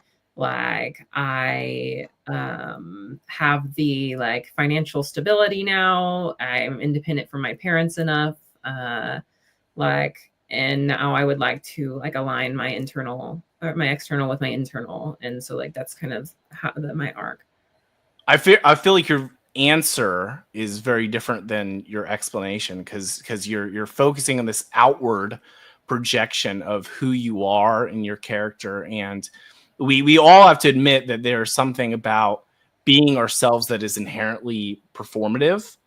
And I feel like if that were the sole case, that it were just something to do with identity, it wouldn't necessarily have to extend to this mask in which we portray ourselves to other people, which is why I emphasize, the question, whether this is like an impulsion or whether this is something that is more justified and like you could say like a projected tolerance of yourself to have other people tolerate you as the way you see yourself, right? Which is something uniquely different, something uniquely removed from that need to have other people see you the way as you are, that relates to authenticity. But the fact that you inherently want to be inauthentic in the way that you present yourself to other people is not a trans person, right? But rather identifying with women as a whole, it seems to teeter-totter on that. I think that the two things are not separate. I think that I have an internal felt sense and I have an external push. So like I would be very open about it. I would be very like vocal and like talk about it all the time if people like would respect me, but like they don't. And so I don't. And like if I wanted to like live my life as like an ugly little faggot, like I could do that, but like I don't really want to. Like that is who I would have been before. That's who I would have been without hormones, because like I talked like this before, like this is not very different than like who I was before, except in like my appearance and my ability to process things. And were you gay before you transitioned? Yes. Outwardly, that was something rejected. Yeah, I mean, like, like yes and no. Like I grew up in rural Texas and people were always very weird about it and like and always gave me shit about it. And like I got bullied very severely for like being feminine and it was just like always very, very obvious that I was feminine and there was nothing I could do to change that about myself. And I didn't have a desire to change that about myself because I felt it to be like an important part of who I am. And I think that like the medical intervention helps me be healthier. I think it helps me be happier. Like it makes my mind clearer. It makes my sexual experiences much better. Like it's overall just makes me feel healthier and it helps me function. It helps me do my job in society better. It helps me go to the grocery store and be normal to people. I actually don't disbelieve you. I think I think in your case, it probably is like a natural expression for you. Jordan, I think you're going to have to do a chart reading to explain all this. This is the only end. Oh, amazing. Do a natal chart analysis of this person. You up for it, Pondmaker? Sure. Okay, well maybe we can like do that for a stream another time. Break down. Will you just be prepared for another barrage of trans comments if that is the case? And yes, Amalek Prime, you are so late to the party. It's not even funny. Although I would rather you didn't use the T slur. Holy shit, YouTube. Rug pulled. Guys, I want to thank you all in the chat for being relatively respectful and for maintaining composure and dignity. Likewise, I want to thank Pondmaker for coming on and for discussing these weird and esoteric fringe concepts. Sorry that half the stream got derailed in talking about you and your, I want to say sexuality, but I feel like that is not the right word. Identity, should we say? And then, fuck, I guess just thank you for coming on. Yeah, totally. I knew it would happen, but mischievous trickster low-key type B. Cool. Yeah. Ah, man.